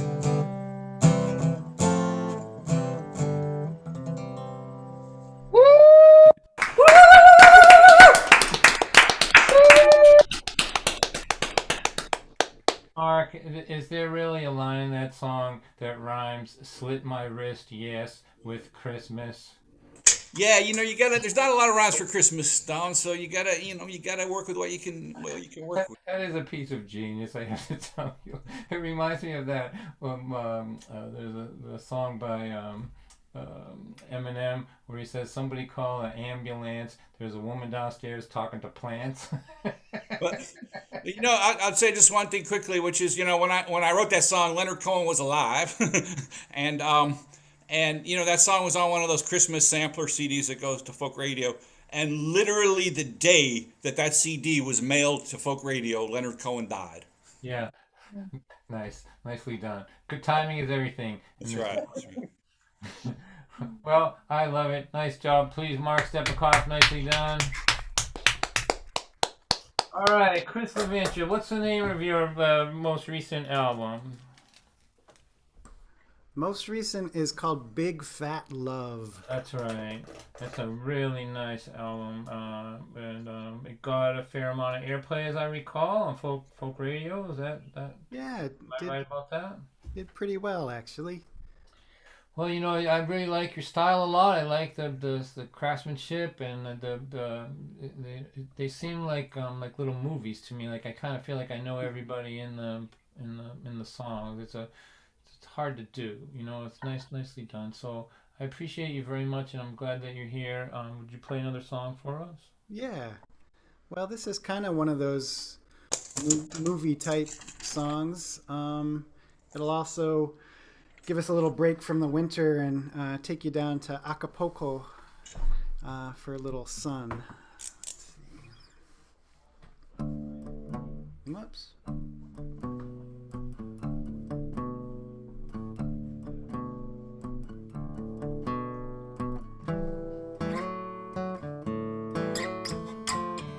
Sorry. She likes the feel of the sand on her feet, silver moon lighting the beach, umbrella drink sweating in her hand, salt in the air she can taste on her lips, mariachi band sneaks into her hips as she sways alone on the Mexican coast. Starlight, moon bright, so fine in Acapulco. Last chance to dance here in Acapulco. It's time for her to go back home, but tonight she's gonna dance. She contemplates her life in Minnesota. The kids are grown and he's not gonna change, no matter how hard she tries to change him. They've been together for 23 years. All that time she's worked cosmetics at Sears. Now she's on her own on the Mexican coast. Starlight, moon bright, so fine in Acapulco. Last chance to dance here in Acapulco. It's time for her to go back home, but tonight she's gonna dance.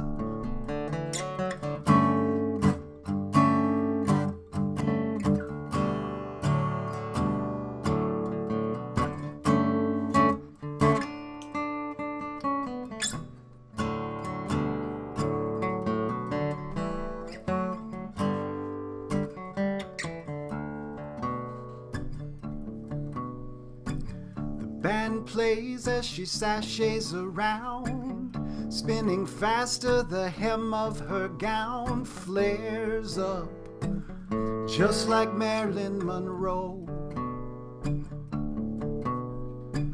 All the men and some women too shift their positions to better their view as she moves carefree on the Mexican coast.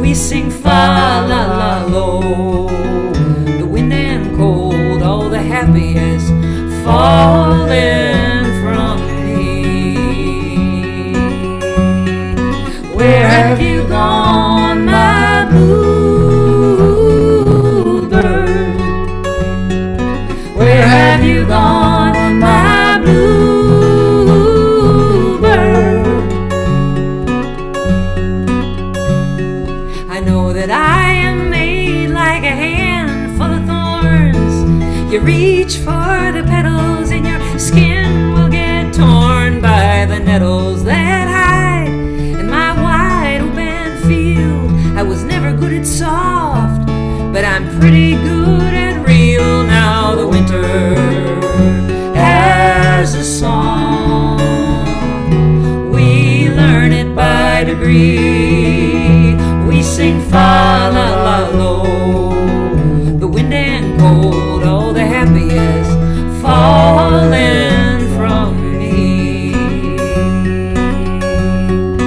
Where have you gone, my bluebird? Where have you gone, my bluebird?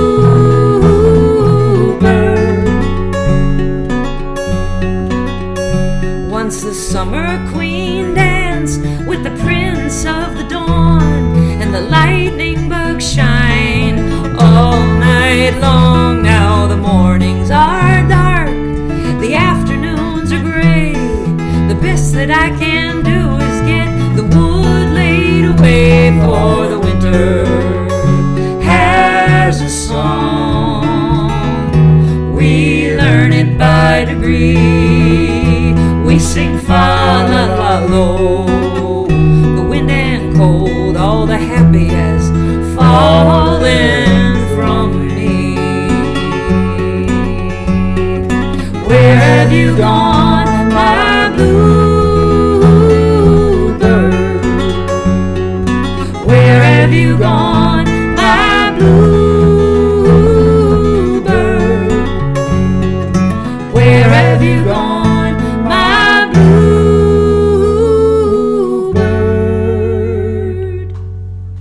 Nice. Thank you. Thanks. Sorry about our tuning. All right, sounded great to me.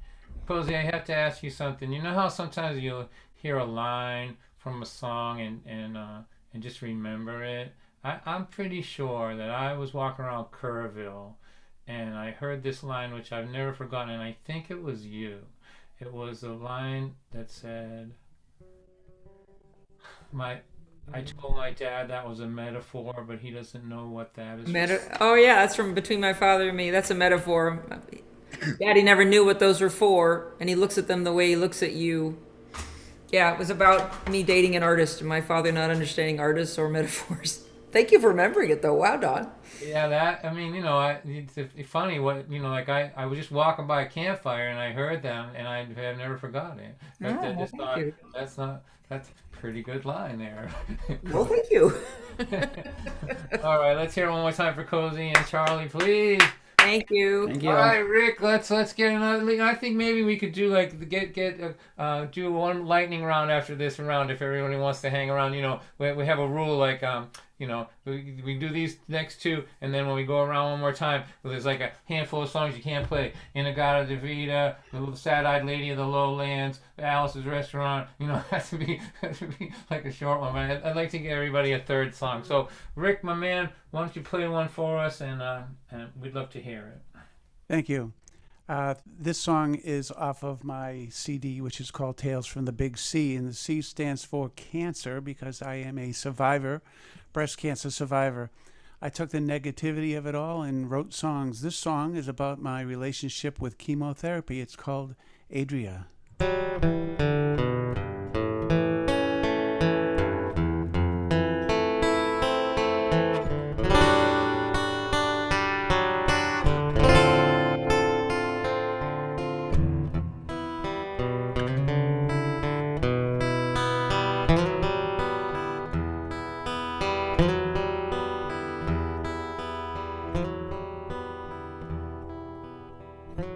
Adria, stay with me. You are evil, toxic to my soul.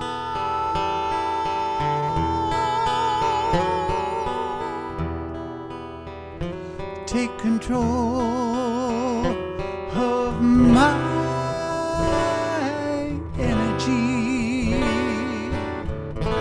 appetite, it withers, feeling cold and sore. Leave me here to crumble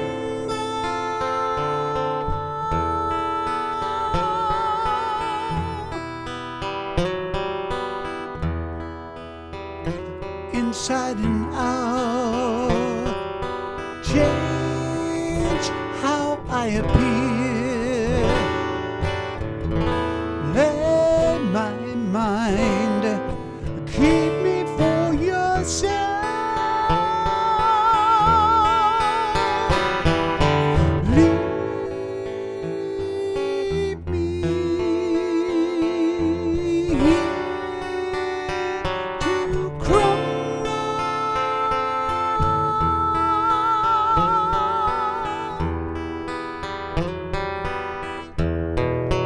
Find my way clear. Hatred's back to stay each time I get near. Further on away, it gets hard to hold on. I'm losing my grip. Leave me here to cry.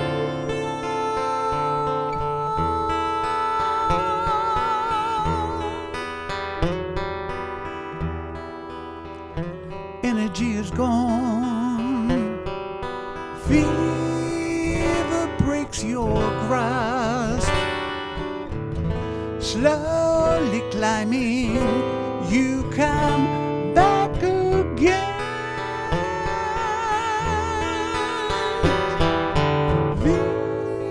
Leave me here to cry.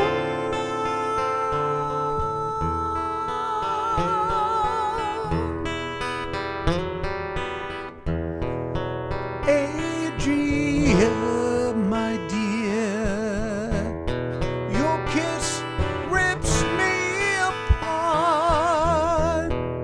Poison streaming through my veins and to my heart. You are toxic to me,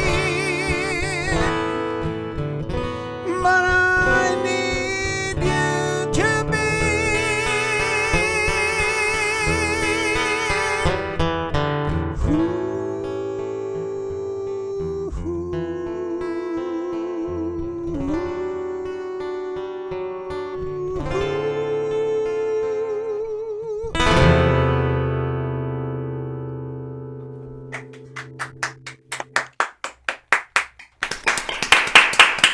Thank you. Thank you, Rick. Nice playing. Beautiful vocal range, man. That was really very powerful and very good. One more time for Rick Page, everybody. Nicely done.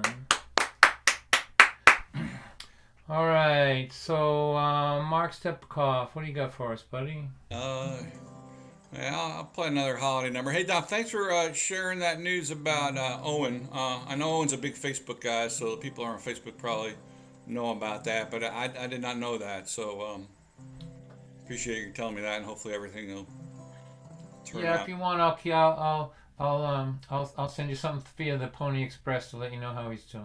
That'd be great. Okay. All right, here's another holiday number for you.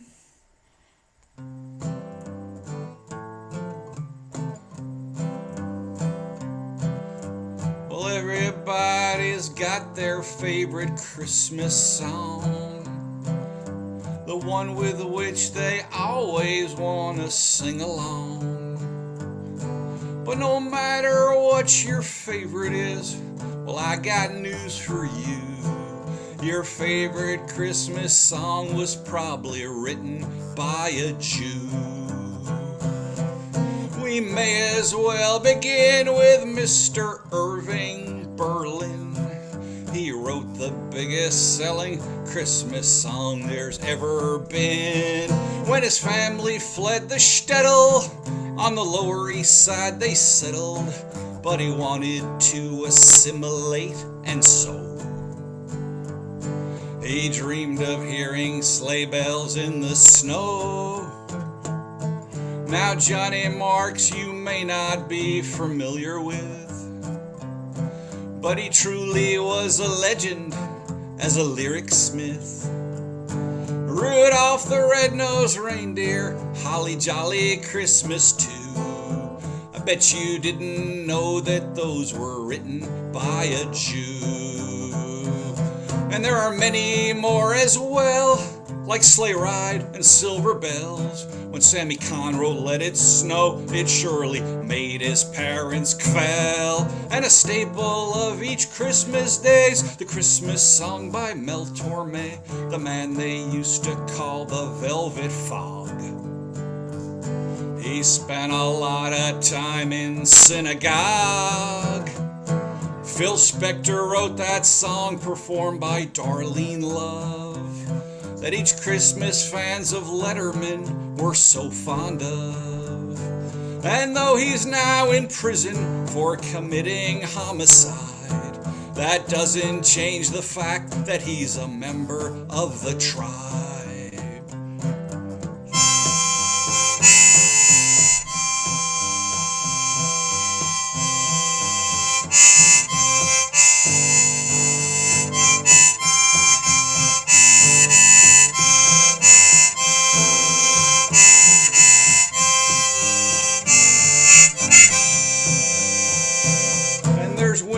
Wonderland, I'll be home for Christmas, and let's still count, baby, it's cold outside, though largely that's been banned. It's the most wonderful time of the year, and do you hear what I hear?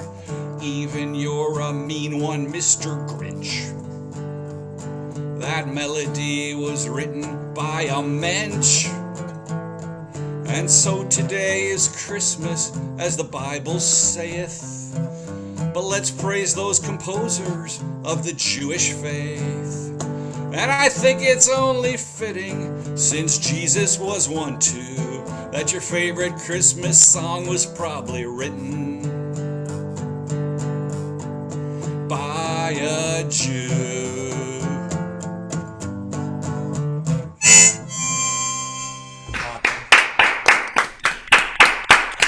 Yay! Good job. That was awesome. All right. So we generally try to end these things around 9:30 or so. So how about we do like a lightning round, like not, you know, you don't have to like do a 1-minute song or anything, but just try to stay away from something too long. Is that okay with everybody? All my musicians? Is that all right? Just say yes. Yes. Yes. Yes. All right. So starting off the lightning round, here he is weighing in at God knows what. He's ready to run the race. Here he comes, Chris Levantia. He's in the white trunks in the corner. Go ahead, Chris. 1, 2, 3, go! Speed folk. All right. Well, a very quick thank you to Don, and thanks to Mark at the Hearing Room. This was really great. I really appreciate it, and great to spend some time with you all. So.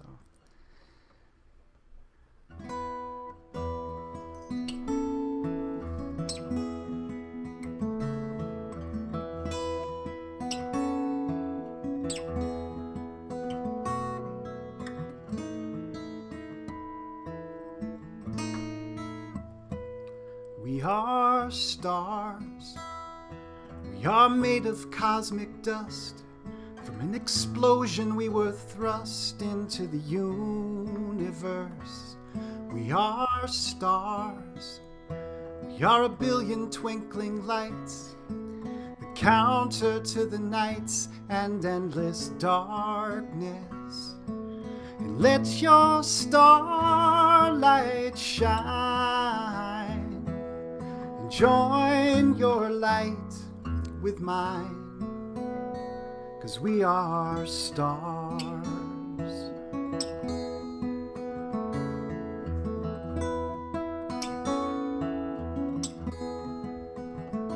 We are the universe, inside each and every one. Atomic galaxies are spun into infinity. We are a universe. We go on and on and on, further in until we've gone and reached the heavens.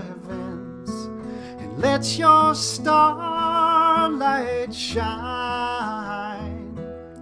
Join your light with mine, 'cause we are stars.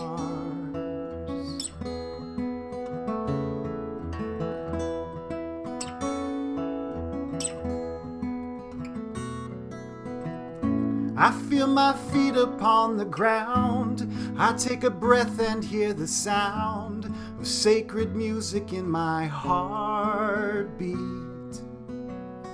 And we are God, and we are playing hide and seek, for we only get a peek from one perspective. And we are God, and we are insignificant, all at once magnificent and full of grace. And let your starlight shine. Join your light with mine, 'cause we are stars. We are stars. We are stars.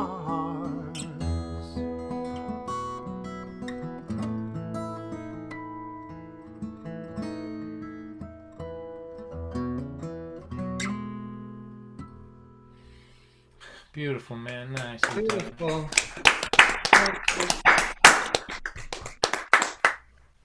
You know, Chris, you're, in my opinion, a craftsman, just a really good songwriter. But I mean, I'm glad to know you. You're a gentle spirit and a good human. So, thanks for coming and doing this and sharing your stuff with us. You know, I won't tell how I had to threaten you to get you to come and do this, and you ought to, you know. But I really appreciate what you do a lot and the way you walk in the world. So one more time for Chris Levantia, please. All right, Cozy and Charlie. All right.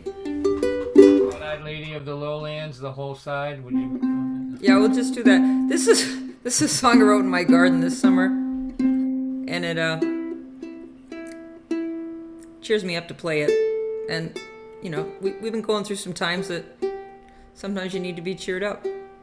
I want to tell you, Chris, that was an absolutely glorious song. This is called All You Gotta Do Is Be Happy.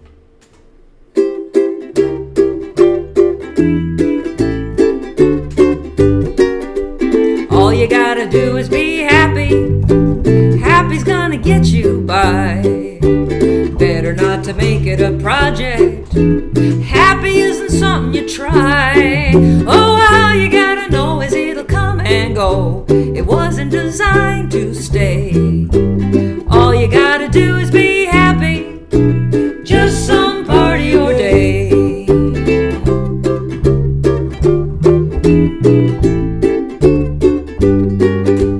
All you gotta do is be happy with this moment as it arrives. Happy isn't looking for a medal, he's just happy to be alive. But don't hold too tight, that's not what he likes, and then he gets hard to find. Happy doesn't really like Mondays, but he's trying to change his mind. He's gonna hang around and potter out in the yard. He's gonna let you down if you expect him to work too hard. 'Cause happy, it's kinda like breathing and kinda like a Gordian knot. If all you wanna do is be happy, pretty soon you're not. Oh, all you gotta do is be happy. Happy's gonna get you by, and better not to make it a project. Happy isn't something you try. Oh, all you gotta know is it'll come and go. It wasn't designed to stay. All you gotta do is be happy. Just some part of your day. Oh, all you gotta do is be happy. Just some part of your day. Yeah, there you go. Thanks, everybody. Thanks for having us, Dawn. Thanks Thanks so much. It was lovely to be here. Yeah. So after once we get to January, generally these are on Thursdays, every Thursday. You guys Tuesday mornings.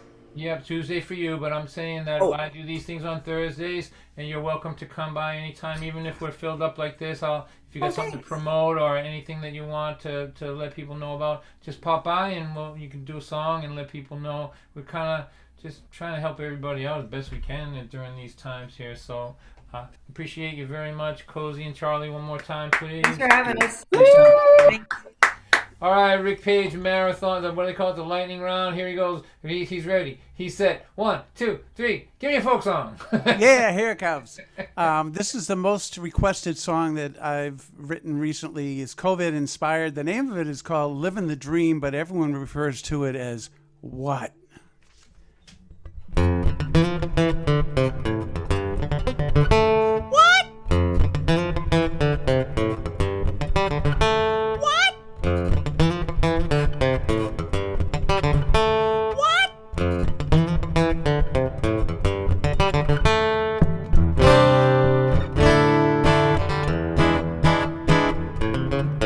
Living the dream during COVID-19. Novel coronavirus 19.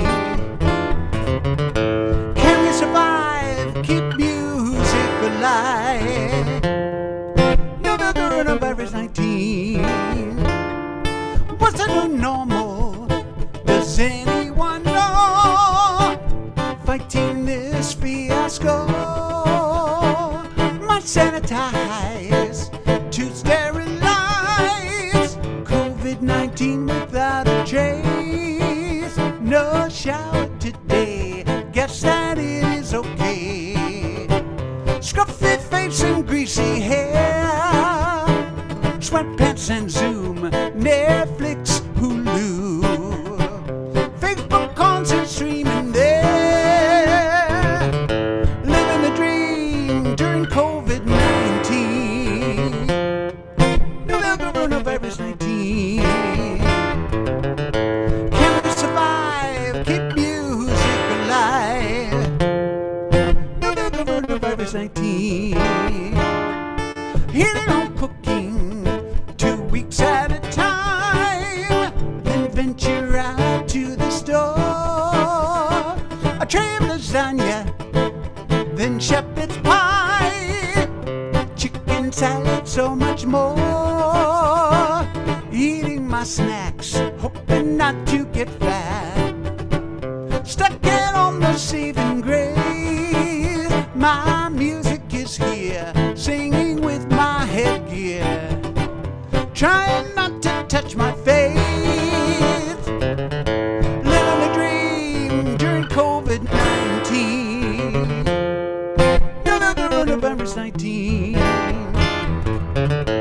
Can we survive? Keep music alive. Coronavirus 19. Here we go. What? What?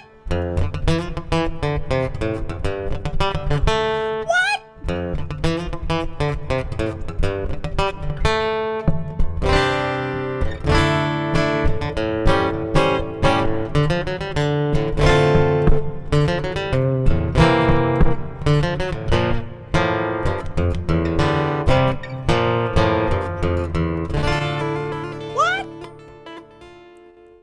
Nice. That was great. You got Carla doing choreography for you and square number 5 over there. Things are working out good. Nice song. I love the way you play and sing, man. It's a good job. Once more for Rick Page. There you go. All right. Mark Stabikoff. Bring us home. I'll do one right after that, and then we'll call it a season. How's that sound? That's great. Thanks again, Don. Thanks for everything you do, and it's been fun swapping songs with Chris and Cozy and Charlie and Rick. So it's been a really nice night for me. I don't do a lot of these days, so thanks. Sure. Okay.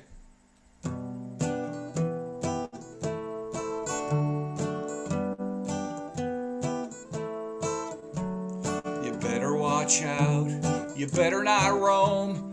even on the North Pole, they're required to stay home. So Santa Claus ain't coming to town. His workshop shut down, they've grounded his sleigh. The elves have been told to keep 6 feet away. So Santa Claus ain't coming to town. We know that he's essential, there's no denying that. But he's clearly in a high-risk group, 'cause he's old and really fat. So you better watch out, you better stay in. It's the most bizarre Christmas there ever has been, and Santa Claus ain't coming to town.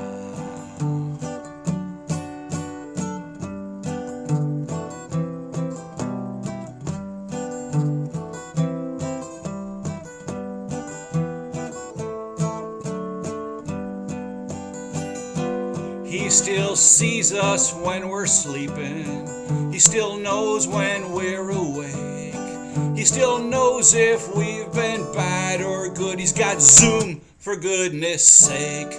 But the parties are canceled, the Yankee swaps too. And as much as I hate to have to break it to you, Santa Claus ain't coming to town. He's in lockdown, so Santa Claus ain't coming to town.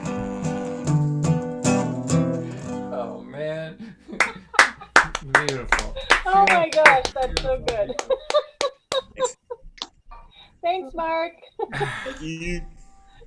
Mark, I love, I was telling Mark earlier, I did all that touring with Christine Lavin, and she would have CDs from people, everyone was giving her CDs, and she'd listen to them on the road, and some she'd listen for 5 minutes or 10 minutes, but she loved Mark Stepakoff. I've never seen, she just loved every single song. She listened all the way to the beginning and the end, and I know Christine pretty well, and that puts you in a rare category there. So I really love what you're doing. I just love the way you are in this world. One more time for Mark Stepakoff, please.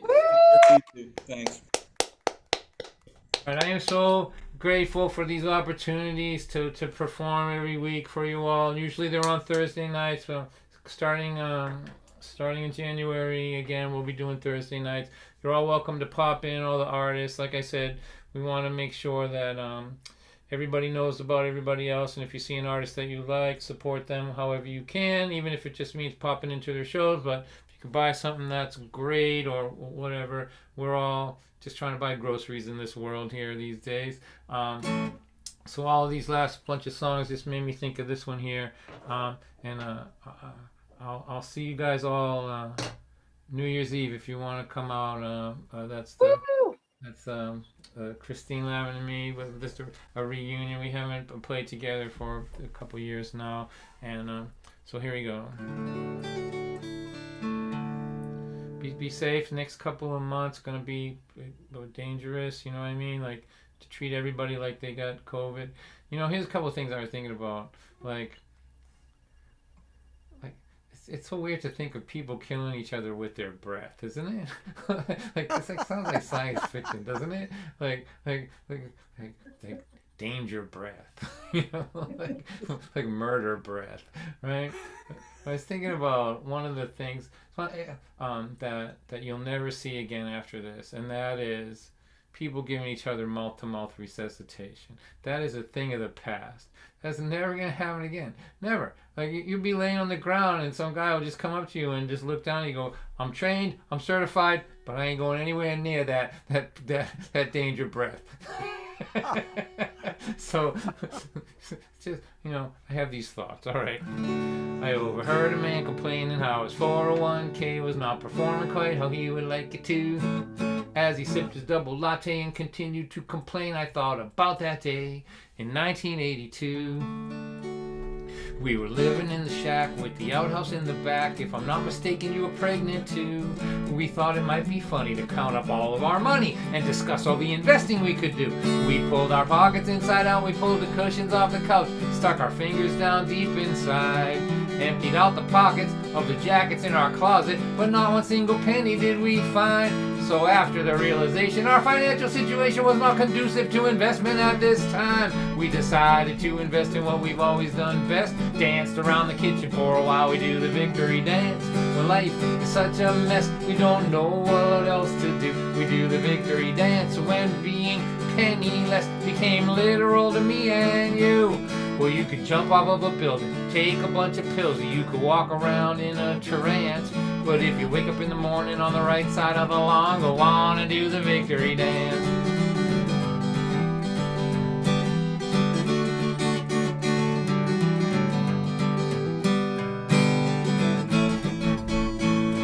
I got fired from a job I had been working at for 20 years faithfully. Oh dear, oh God, oh my, how will I ever survive without a corporation taking care of me? I was so stressed out for weeks, I couldn't eat, I couldn't sleep, I didn't think that things would ever turn my way. And then a couple months went by, I began to realize, man, I really hated working at that place. So I started working for myself, improved my mental health. Now I'm happier than I've ever been before. Oh dear, oh my, oh God, I should have quit that stupid job 19 years ago. Do the victory dance.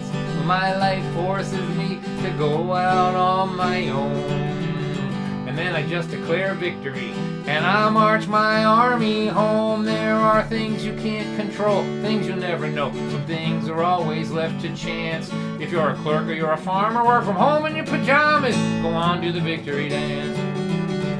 When your life forces you to go out on your own, just declare victory and then march your army home. There are things you can't control, things you'll never know. Some things are always left to chance. But if you wake up in the morning on the right side of the lawn, if you're a clerk or you're a farmer, work from home in your pajamas. If your health is getting worse but you can still flirt with the nurse, go get a mowing. If the world has gone to hell and you cannot find Purell. If you're stuck in a tiny house with your children and your spouse. If they canceled all your shows and you got nowhere to go, now you're sitting in your room playing concerts on Zoom. What? What? And you wonder what it means to play songs to a computer screen. Across the top are little squares, and all your friends are trapped inside of there. And you say to your friends who are trapped in the squares, give me a sign, let me know you're all okay in there. Somebody just held up a sign and said, save me.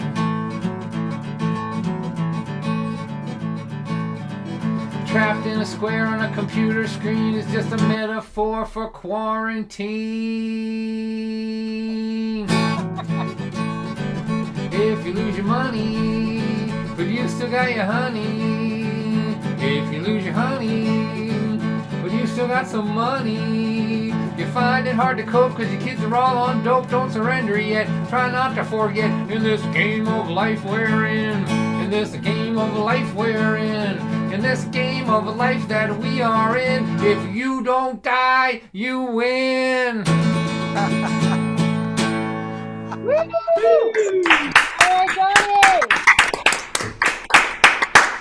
All right. Go ahead and unmute yourselves, everybody, and we'll just say our goodbyes. I see, is that Tim Mason there?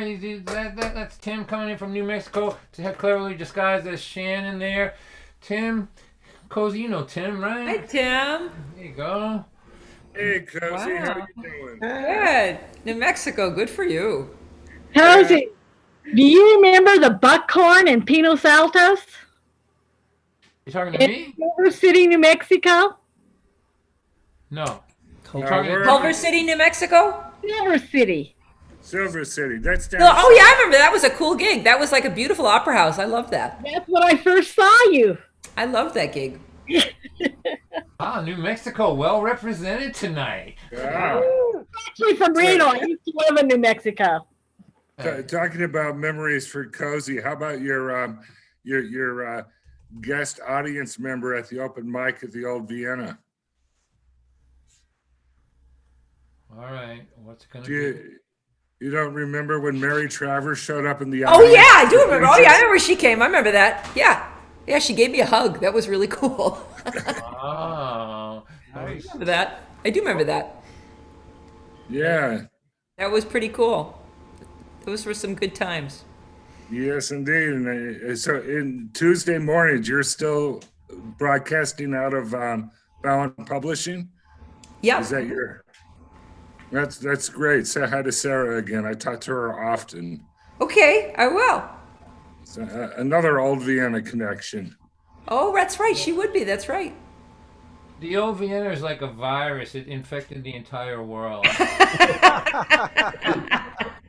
It came out of this little German restaurant with mediocre food and just like infected everyone everywhere. Right.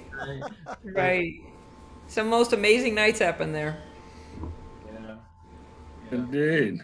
Well, it's great seeing everybody. And Don, thank you so much for being so consistent with this thing. You've opened up a lot of doors, and it's been great.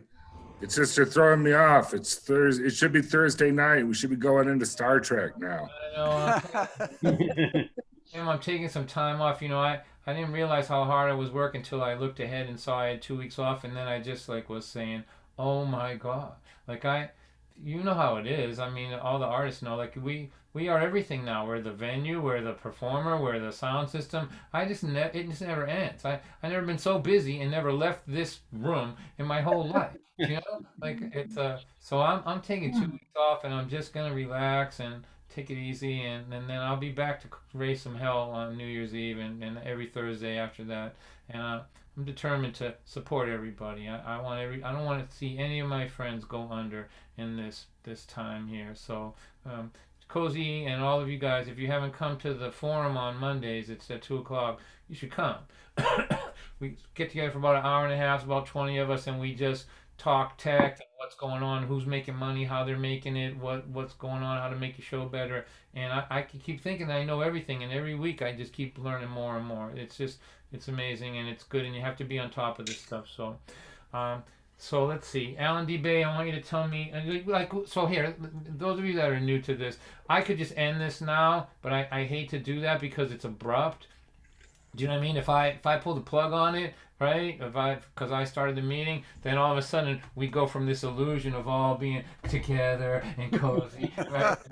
Right, and all that to great big white screen of reality of how alone we all are in the world, right? So I'd prefer that you disappear, that you check out as you want. We can hang out talk if you want, but I think it's easier and better if you just by and go one at a time. It's less painful for less painful for everybody. Should we say goodbye to everybody on Facebook and YouTube? Yes, and then we can gossip after once we start.